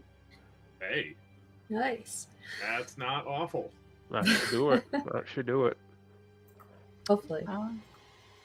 Hopefully. Let's see. Above 10 is usually a major success. So. Yes. Just trying to see what happens when you do that. You get to choose an extra effect. Okay, so you are trying to inflict harm on this creature then? Is that what you're doing? Yeah. Okay. Then you can also choose another effect from the list. You can gain an advantage and take one forward, or give one to another hunter. You can suffer less harm. You can force them where you want them if that's a applicable thing. After seeing Tombstone do his little magic thing, he's like, yeah, maybe I'll try and I'll give +1 forward to Tombstone. All right. All right then. Right on. Sounds good. Okay. What's the reaction to this situation? Okay. To the salt grenade. Yeah. Yeah. So yeah, the salt just like sprays everywhere. And you notice that there is just a whole like recoiling effect around the room. It seems like it leaves, not only does it recoil from the salt and all of you, but it also seems to come off of the 5 people that were on the floor, which kind of leaves them lifeless. Though you see that it looks like these people here specifically are just people. And it also detaches briefly from the person at the center of the room. Okay, so it goes out away from the person and not like into them. No. Yeah. Okay. All right. Redding, is that really you? Are you alive?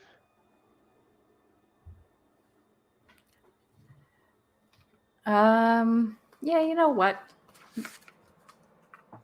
It's a hunter move to monologue. Or not a hunter, a keeper move.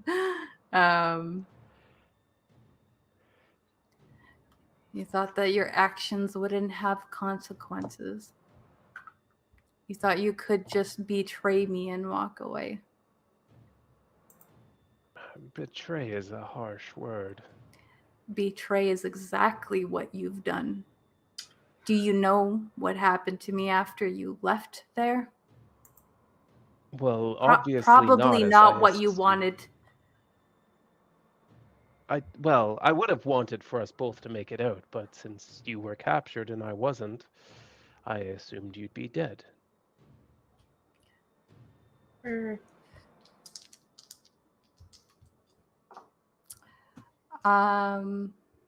This causes just like a scowl on the face of Redding. I am using a psychic attack on Craven. Okay.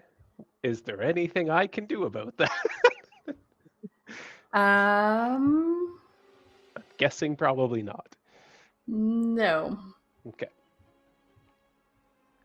All right. Well. But you just feel like this. It doesn't feel like he's trying to kill you, but you just get this brush of power that just ripples a pain through your mind at the thought. And inside your mind, you hear, "Don't think, I don't know." And you take 1 harm from that. Yeah, Craven's just like, I, you know what it's like. You know what we do. If you can't get everyone out, you get out. It's just the way it is. Were the situation reversed, I would have expected you to do the same. But I didn't. I stayed, and I learned something. Something more powerful than what you got out of the situation. I don't know, another lifetime seems pretty valuable to me. Oh, I'll be getting that. What, are you gonna just drink it out of my blood? There's just a smile on his face. Okay, he's gonna drink my blood, guys. We gotta... Hey, you two know each other? That's wild. This needs to stop. All right. We're fighting this guy. We kind of look towards the group. I mean, we already started, so might as well finish while we started. Yeah. Well, I had hoped once the slime released him that he'd return to his senses, but obviously he's too far gone. Oh. You think the slime is in control here? Oh. Okay. I get it. You're behind this. You're not a victim here. You would like that, wouldn't you? And you guys know that this guy's about to attack. What do you guys want to do? I would like to just like fully werewolf out and just go for this guy. Sick 'em, boy. Craven's like, "Tombstone, go!" Tombstone, I choose you. Okay. So we have Tombstone attacking, and you have like what was it now? Like a +3 to this with the forwards and the enchantment. So the enchantment's just to harm. With the forward, I have a +4 to this. Okay. Dang.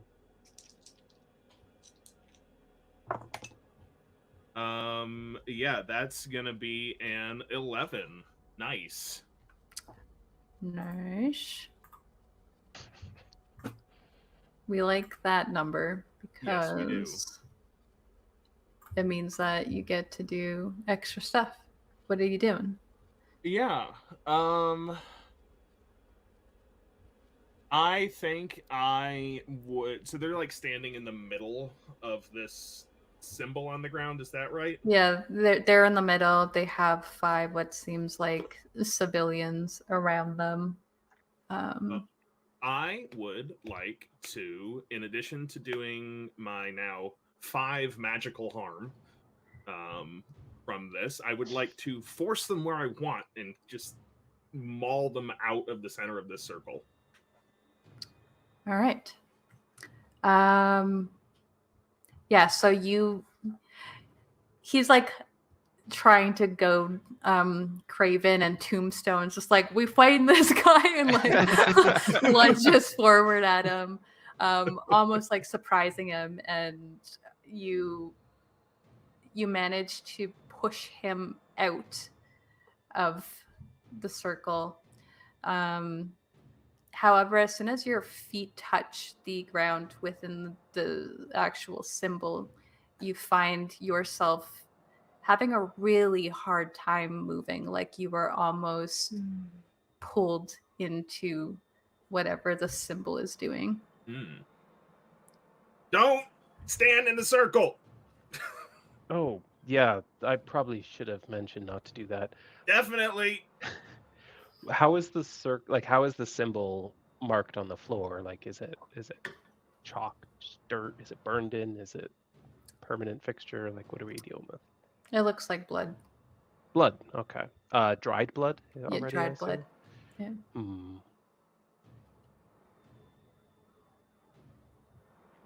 Would it be reasonable for me to have like a flask on me? A flask? Yeah, like a little Like like whiskey like or for something. alcohol? Yeah. Yeah. Yeah, okay. All right. As soon as I see Tombstone entering the circle, Craven's gonna be like, "Oh, wait, of course we can't be fucking around with a magic symbol on the floor," and he'll run over and open up his flask and try to like scrub out part of the symbol with his foot in the whiskey. I don't even know what kind of roll I would make that. Maybe weird, which is my worst one, but it is a magic thing.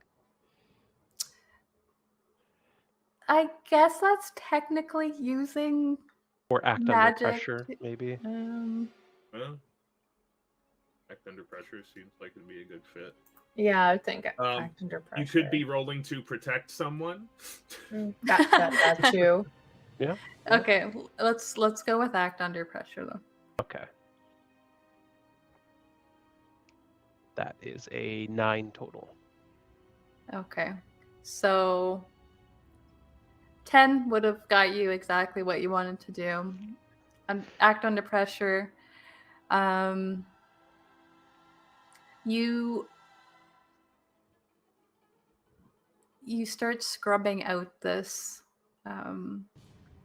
symbol, and it does seem like it has an effect on Tombstone being able to move. However, you again just get this lash of psychic energy your way.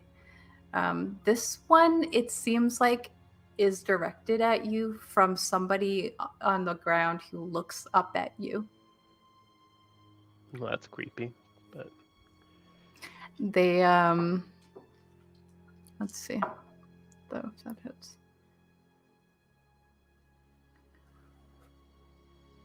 Okay. You're actually fine though, like you see that there's like some sort of retribution about to happen, and you kind of brace yourself against whatever is happening here. yeah, I'm willing to like tough it out and take a harm if necessary to actually cancel out whatever this magic symbol is. Okay. Are you gonna like continue to try it then? Oh, That's yeah, what you're yeah. doing? You're gonna keep that roll? I'm gonna yeah, keep pushing to try to get it out, even if I take a psychic blast or whatever. Okay. Can Faye try something while he's trying that? Yes. She is going to take her ritual knife. Can she like cut her finger without like really like? Would that like do harm to her, or like was that just like? Oh, like just for like a material? No, I feel Yeah. like Faye's like pretty. She's probably done that before a lot and would know how to do that without like bleeding out or something. Okay, yeah, 'cause she is going to try and change the symbol with a little bit of blood to see if that would sort of negate it, because it's So yeah, roll your weird. This would be like a use magic roll for sure. that would be a 12. 12 is exactly what you want on a use magic roll.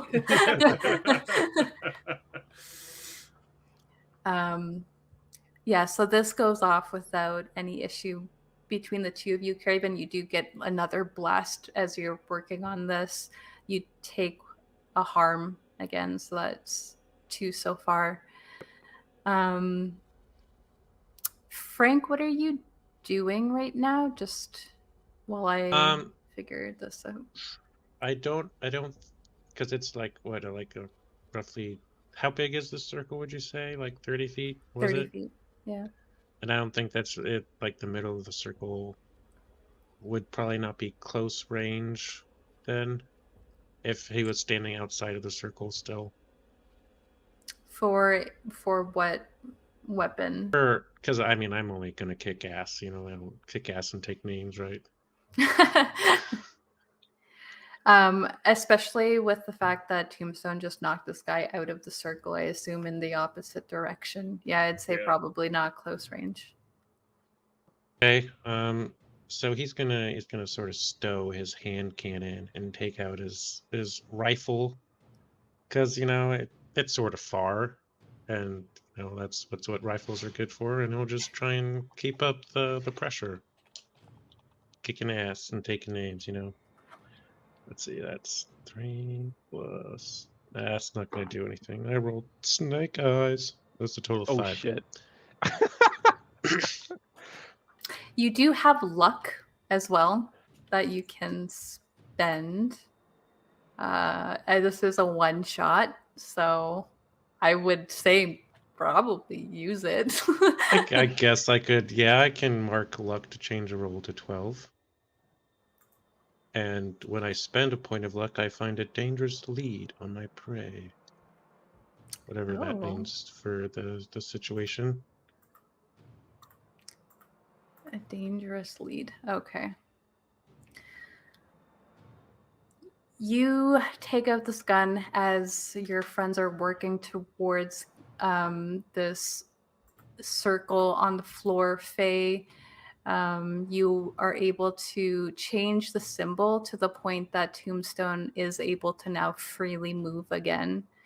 But on top of that, you have an added benefit because you rolled so high. Would you like to inflict harm on this person, or would you like to trap any of the minions still currently in the center of this circle? Because they were also being held here.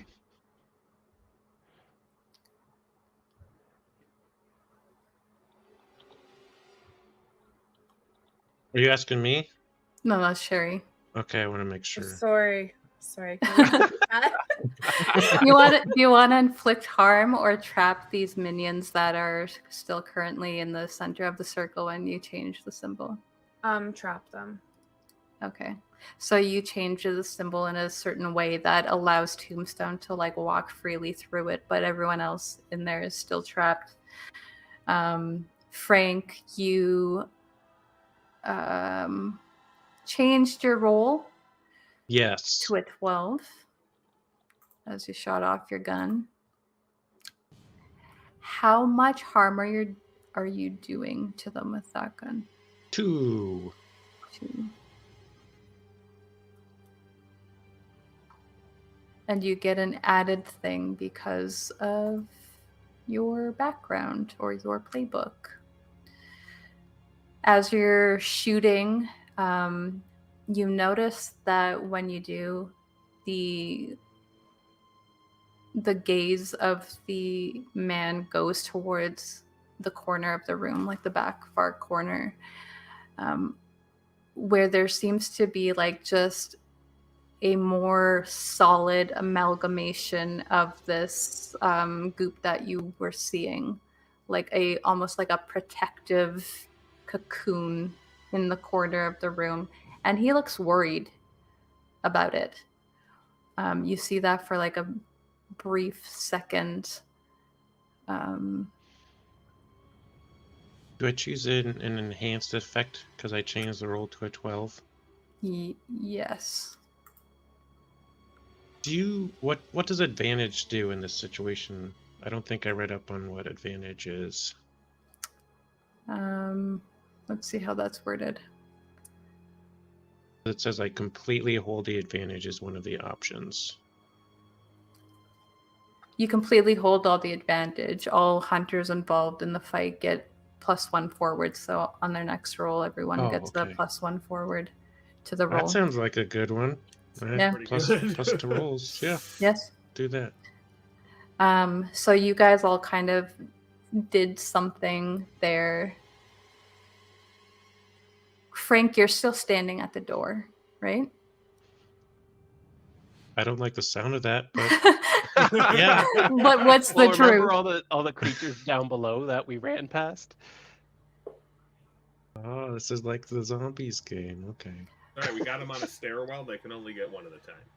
You hear the click of a gun behind your head. These zombies got guns.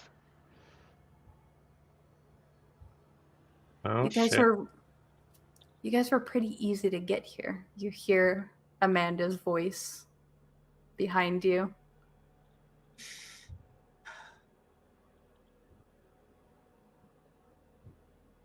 Like, oh, come on.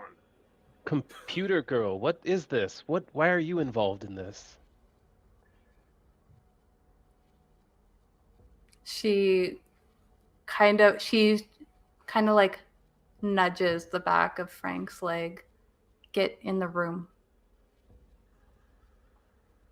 Can you like move forward a little bit? She's going to like actually like tap you on the back of the head with her gun in her hand and goes, "What else would I mean by that?" I'm just asking for like a okay, I'm just Take Frank's a step gonna forward start. into the room. Okay. And Frank will take one step forward. Once in the room, she looks over at Craven. You really fucked over my father, didn't you?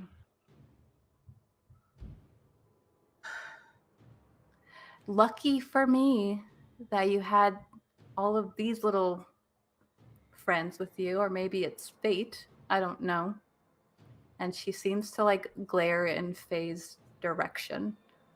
Oh, I'm pretty sure it's pronounced Faye. There's no T. Faye's going to glare back and be like, "What's your last name?" I think you know that already, don't you? You're just a fun little side effect to all of this. Getting rid of one of the spell weavers will be just a nice little cherry on top. And you, and she like kind of like presses the gun back against the back of Frank's head. You've been on our trail for far too long. It's getting really annoying to have to uproot and go somewhere because of you constantly. Just because we, killed your family? So you're admitting to it then. So, my old partner and his daughter, apparently, are the ones that killed your family? What are the odds That's what of they're that? saying. Man, Meanwhile, Tombstone is small like... world. This is wild. What are the odds? And they've been trying to slander my family name, huh? They're shitty people. Redding was always a piece of shit, but he was decent at his job until he wasn't, and now apparently he blames me for that. Not surprising. Hey, Disappointing. man, look, if you fuck up, you gotta own it, all right? The only way you can get better. He's kind of scolding Redding. This man framed me. And he took something of a client of ours. You know nothing about him. Do you know he's the reason that your parents are dead? Is this true? Who, me? How is that his? Why are you saying it's his fault? Let me paint you a picture. A friend of mine takes me along with a mission, like always. Then he finds out that whatever it is that we're supposed to be protecting is something that he wants for himself. Only he didn't consider that maybe there were more magical things at play in that house, did he? Did he? I was aware that that was a distinct possibility, but the risk had become too high. It was time to extradite. That family was fucked up. Yes. They did some things to me after you left. Which is why it's important to not be sloppy. Is this the same family, or are we talking about a different family here? Family he stole from. They performed some yours. really messed up things on me that night. I went insane. Lost my grip on reality. Felt extremely violent that night. Unlocked a whole new aspect of the world that I didn't know was possible. And it just so happens that, there's an unsuspecting family passing by as they let me loose on the streets that night.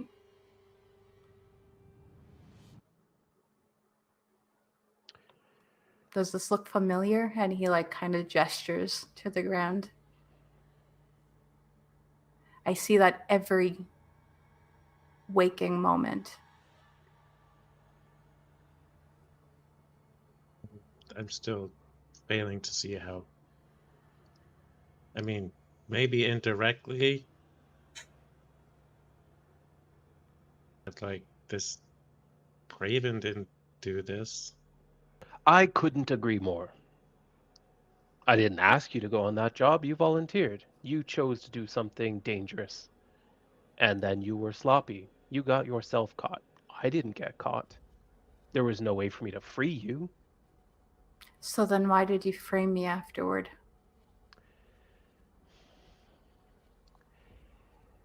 That's one that you've got me on. That was a dick move. I admit it. But our buyer was going to be sniffing around, trying to figure out what happened to the elixir. It was just easier to tell him that my now dead partner was at fault for it. I didn't Can we think just that you kill would them survive. already? Amanda says. And she's going to... You already know that she has the gun pressed against your head. It's loaded. I would advise against that. You see, you've been sloppy yet again. You've done something with our cars. You've lured us up here. You've got all the power that you need to kill us. But you also let us wander around in your new home, unabated, for quite some time. And now there's gas leaking into the place. We were in the kitchen for a while, disconnected the gas valve.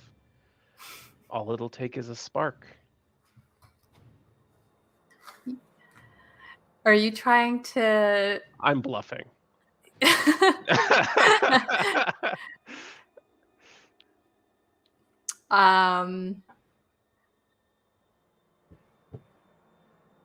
I mean, I don't want to say I don't want to pigeonhole you, but I'm also no, he's kind of smart. What do you think, we are idiots? There's no gas line coming to this place anymore. All right, well, then go ahead. Pull the trigger. I'm happy to go down with you. Well, I'm not. Don't hang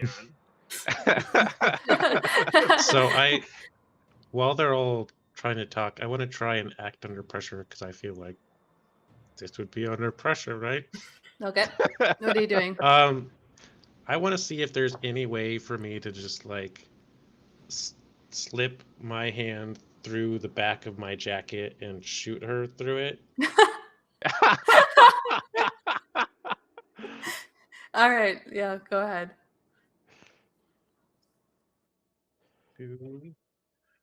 That's a total of 8. Okay. You were hoping to shoot her. You do shoot her. Where were you trying to shoot her? It'd probably be like torso.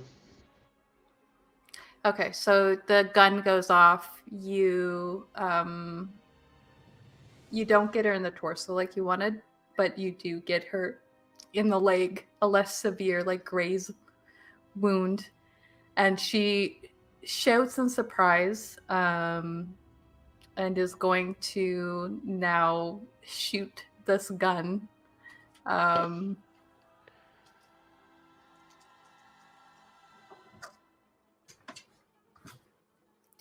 Since you didn't get a 10 there.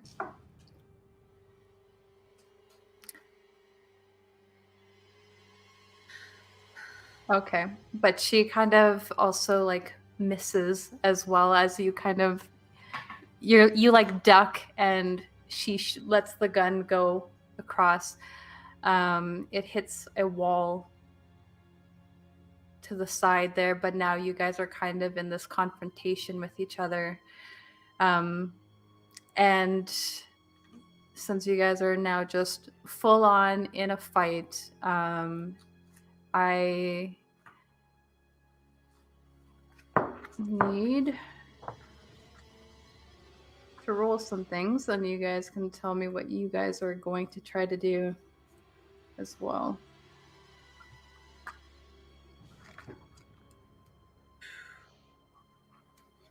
Kick some ass.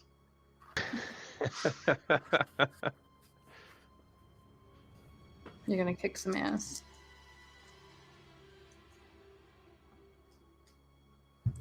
Okay, so I need Faye, Craven, and Tombstone. You feel... Actually, Frank, you also stepped into the room now. Yeah, you feel this... You had to. You feel this lash out of psychic energy as this guy stands up on his feet, and you take 2 harm from that. 2 magic harm. Yeah. That puts me up to 4. Which makes you unstable. And if not treated, your condition will continue to get worse. Okay. Unless you start acting very quickly about what you guys are doing here. Yeah. Yeah. Can you remind me what you said about the cocoon thing in the corner? Yeah, it's kind of like almost like a sack just in the corner of this room that looks a little bit more solid than everything else, like a hardened goop. And he side-eyed it or something? Yeah, Frank saw that for one of the things that he got. I would have probably been like, hey, the thing, the sack, the cocoon. Okay. It looks important. I would like to target that. With what? With my shotgun. Okay. Yeah. Yeah. I'm gonna run up close to it and just fucking blast away. I suspect it might be the source of some of his power here. Okay. So what is that? Kick some ass, I Yeah, guess? you're kicking some ass against a sack. There's a lot of Am I kicking ass or sack? Which one am I kicking? There's a lot of like kicking ass against objects in this one. That is a Coop, there it is. 7.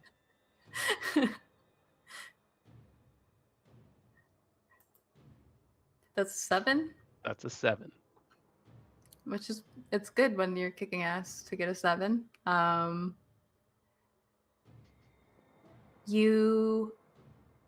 What is the harm rating? 3. 3.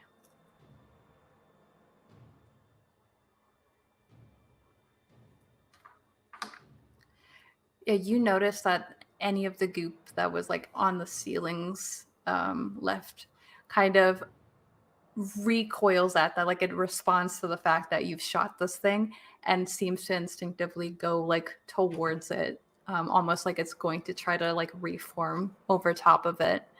And you notice that Redding seems to get like winded by this, but as if he's trying to be subtle about the fact that he got winded by it.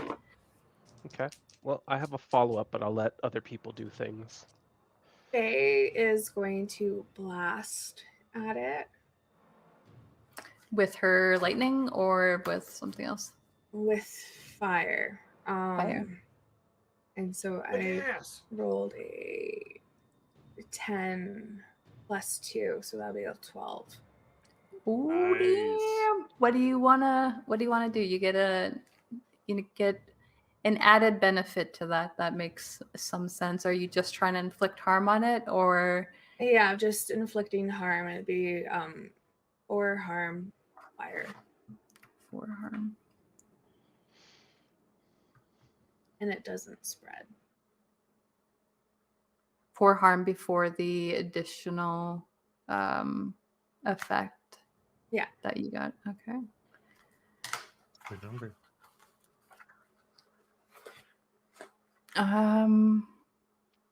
Yeah, you don't even have to like suffer a glitch from that because of that roll.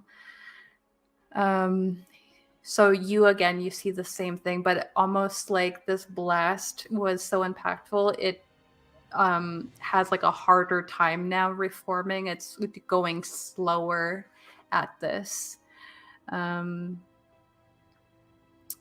Tombstone, you were ready to maul this man to death. What are Yes. you doing? I'm going to continue to do that. All right. Do it. Oh, Yes. Does everybody remember their +1 forward? I was just going to ask about that. Oh, I did not. So I mine did would have been not. an 8, which would have made no difference really. But 13. Yeah, that it wouldn't have made a difference, but it is now used. yep. But thank you all the same. Mm-hmm. Yes, of course. Tombstone might need it. We'll see. Yeah, well, I'll take what I can get. The Tombstone is gonna shoot this lady a look. Like, look, just because you got hurt by some weird stuff doesn't mean you need to inflict that on other people. It's our responsibility to be better than that. And then he's gonna like eat her dad. Listen here, young lady. 14. Holy shit. Oh, shit. That's kick some ass. Yeah. I think All he's right. dead. I think he's dead. I We think can go home. So, Just- what are you picking here? So, how does he look? Pretty hurt. From He that looks fight? pretty. Yeah, he looks pretty messed up, but he also looks like he's struggling additionally to like even catch his breath because of something else. Oh,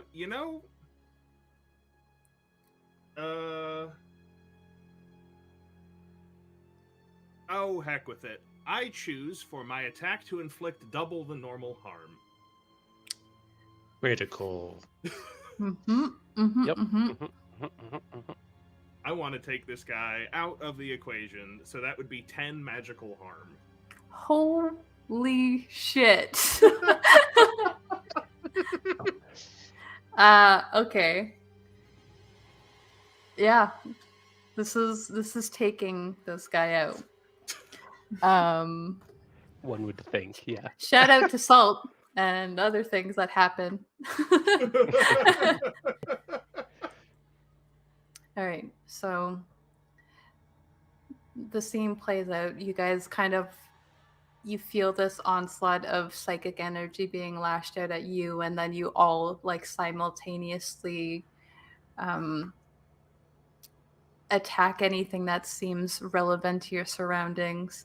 Craven and Faye are just like blasting away at this thing in the corner as it struggles to like reform in time. You do notice that like when it gets pulled open by your blast, Faye, that there's like almost like a beating inside somewhere in the center, like a heartbeat almost. Frank, you almost get in the clear because now that Tombstone has drawn her attention, Amanda's like aiming at Tombstone with her gun, except now she's witnessing as this man, her father, just like gets mauled in front of her. We're the good guys. Hey, they started it. They're the ones abducting people, pushing cars into the lake. There is a quiet in the room for a moment as Amanda, just shaken up, stares off at all of you.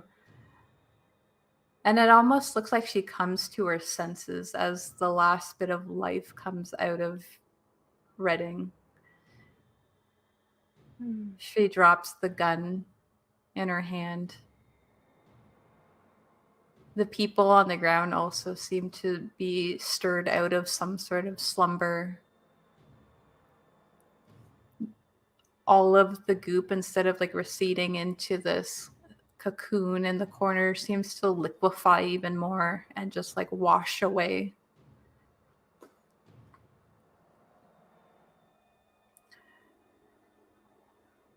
You guys stand here. This girl is in complete shock. But you know that this is the end as you kind of see the lifelessness out of this cocoon in the corner of the room. It lulls slowly as the life is draining from it. It goes after Redding goes, as though it was the thing that was alive, not him. And Craven, you see a little glint around Craven's neck now that the senses are coming back to you. You are still kind of fucked up from all of the damage that you took, but you've been searching this whole time for something of value, and you do see like there is an amulet around Craven's neck that has this symbol. I'm Craven. Or Is it not around my Craven, neck? Redding's neck. Oh, well, that must be it. And he's going to like, he's like getting out tools and like kind of releasing it off his body without touching while it's on him, because you never know. Mm-hmm. Does anybody notice him doing this? Is it like obvious? He's not hiding it. He probably loots the body every time you guys go somewhere. He has looted every opportunity he's gotten.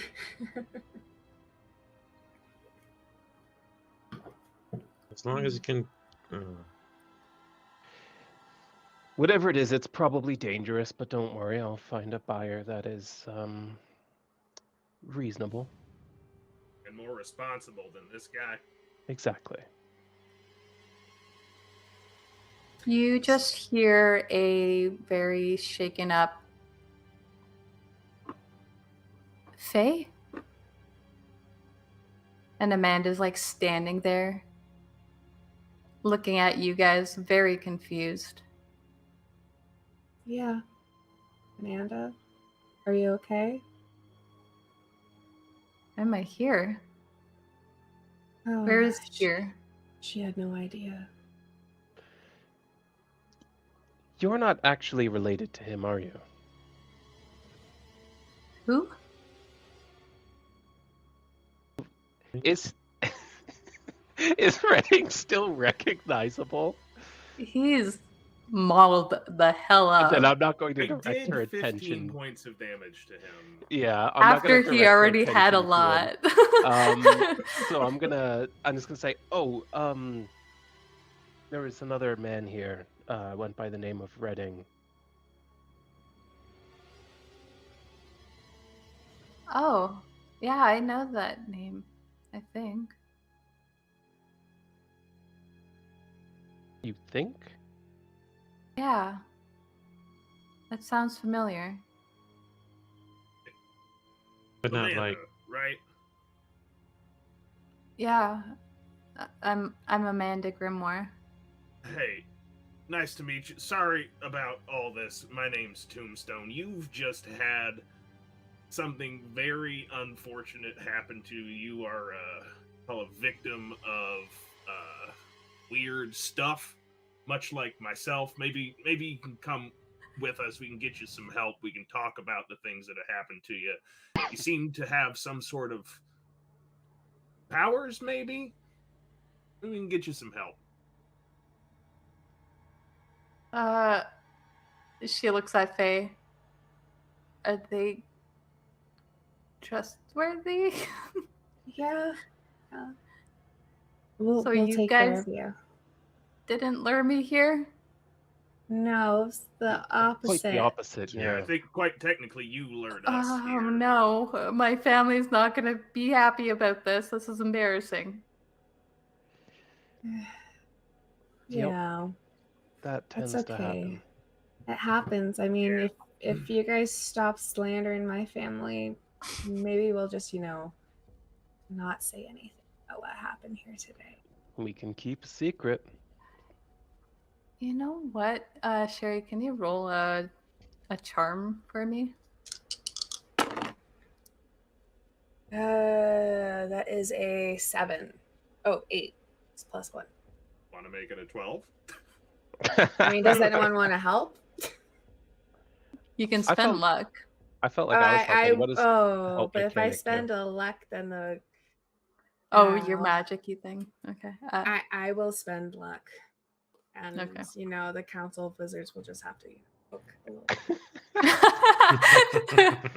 They'll It's a just whole be fine. political thing for Faye. It really is, but yeah, it's worth it. Okay, so you spend this luck. Oh, okay. Yeah, that sounds pretty reasonable. You're a lot cooler than I thought. Well, of course. Look at me. Hanging around Look with a at the- werewolf. That's pretty cool. I mean, yes, like the team that we have. That's I can't really say I can't speak for my whole family, but like I definitely will stop slandering you, and maybe I'll put in like a good word or something. And but yeah, we should get out of here probably. This place is not. I don't like it here. Yeah, you should get out of here. It's about to burn down, I believe. Yeah, I was gonna say, do we still want to do that? Yeah, we're Yes, I burning think we it's it a good do. idea. Yeah. and I mean, we'll have to find our cars. Yeah, do you have any idea where they went? Why would I know that? Is there a way that we can like read her mind of like past actions she did or something like that? sounds like magic to Yeah, me. that sounds like magic to me. Why don't you roll weird for that if that's something they would do?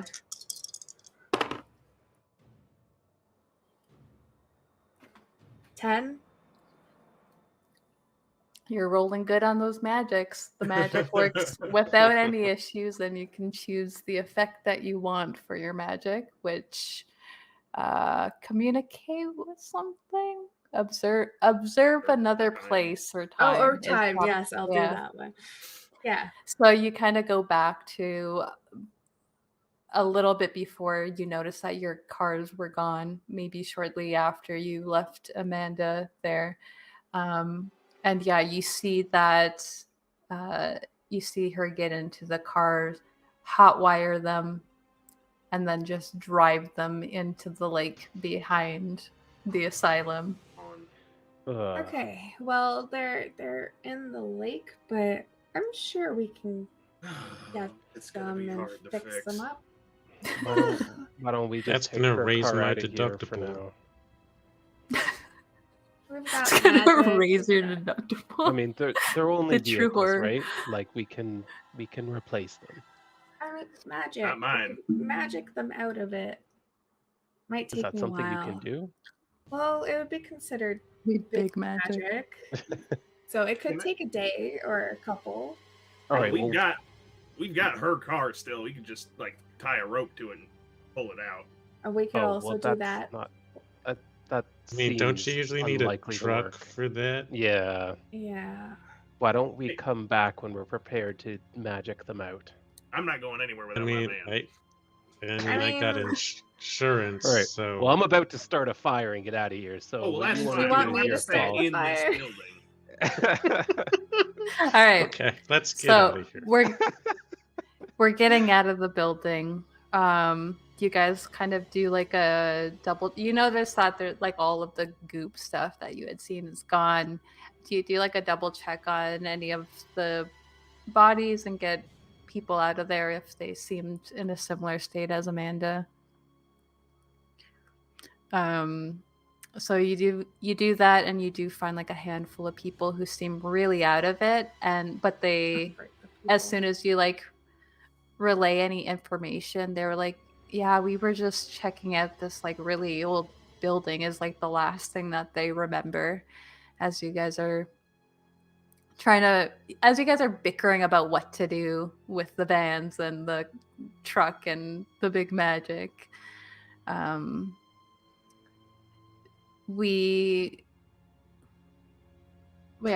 What do you guys, just like narratively, what do you think happens over the next few hours? A lot of bickering, probably, about what we're going to do while the place burns.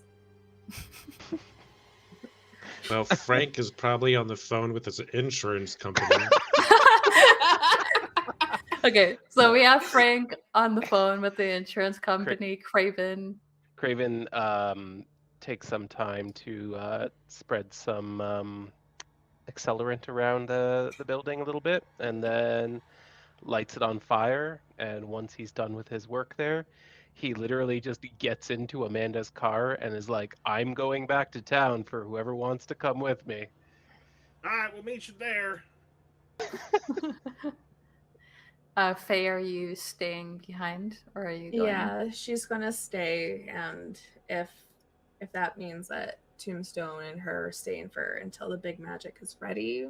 Well, I was just thinking we could use some regular magic.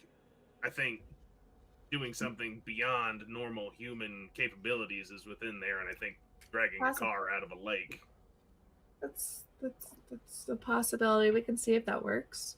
And I can push a car on land, so makes sense. Okay, why don't you roll weird for me, Faye?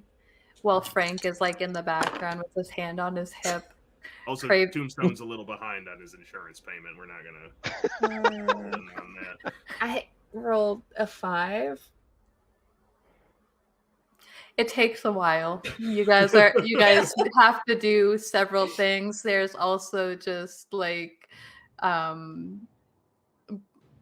problematic things that are happening. You are both drenched in water trying to do this. Her makeup's like smeared now. It's not waterproof. Craven, you head back to the town that's like 20 minutes away from here. Amanda like kind of wants to go with you, considering it's her car.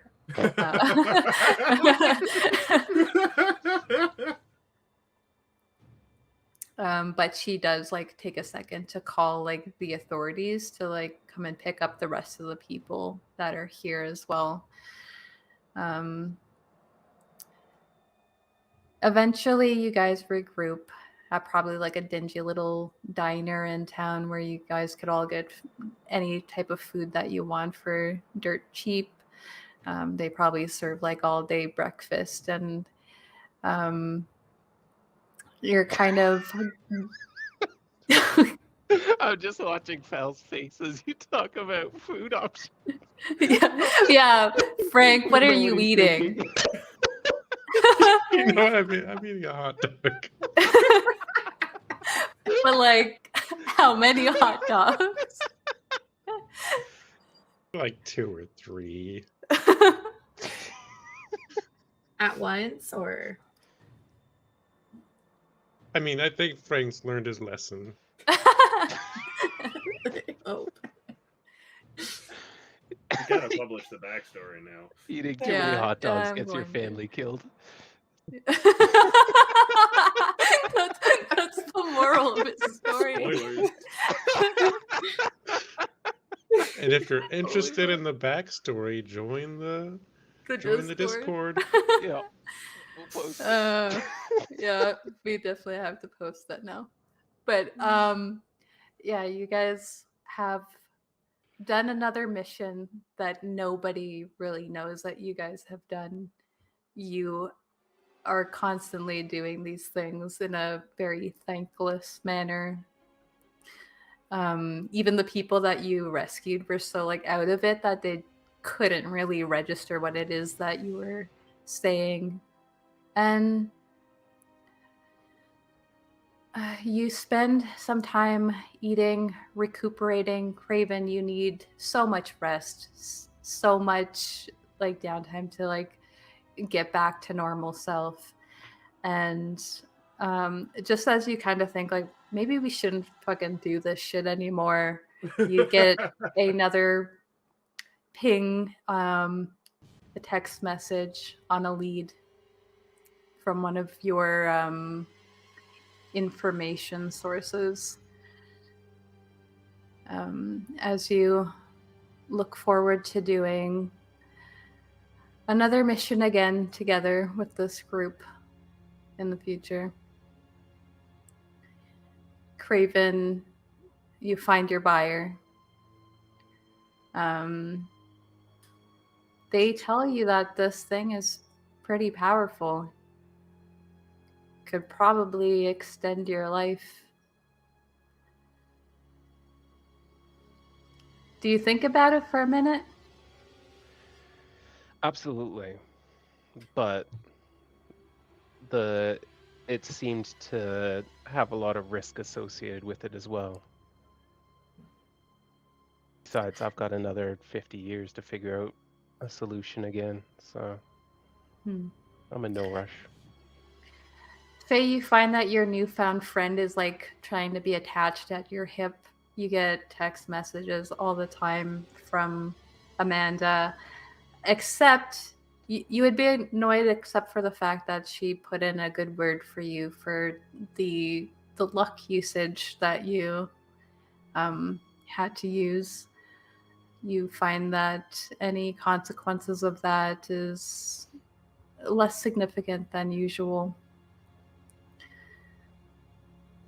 But that's where we'll end our one shot. It is not at all what I expected was going to happen at any point. Salt? Totally fair. All right. I am glad you didn't use ketchup. I would have allowed it, but I thought about man.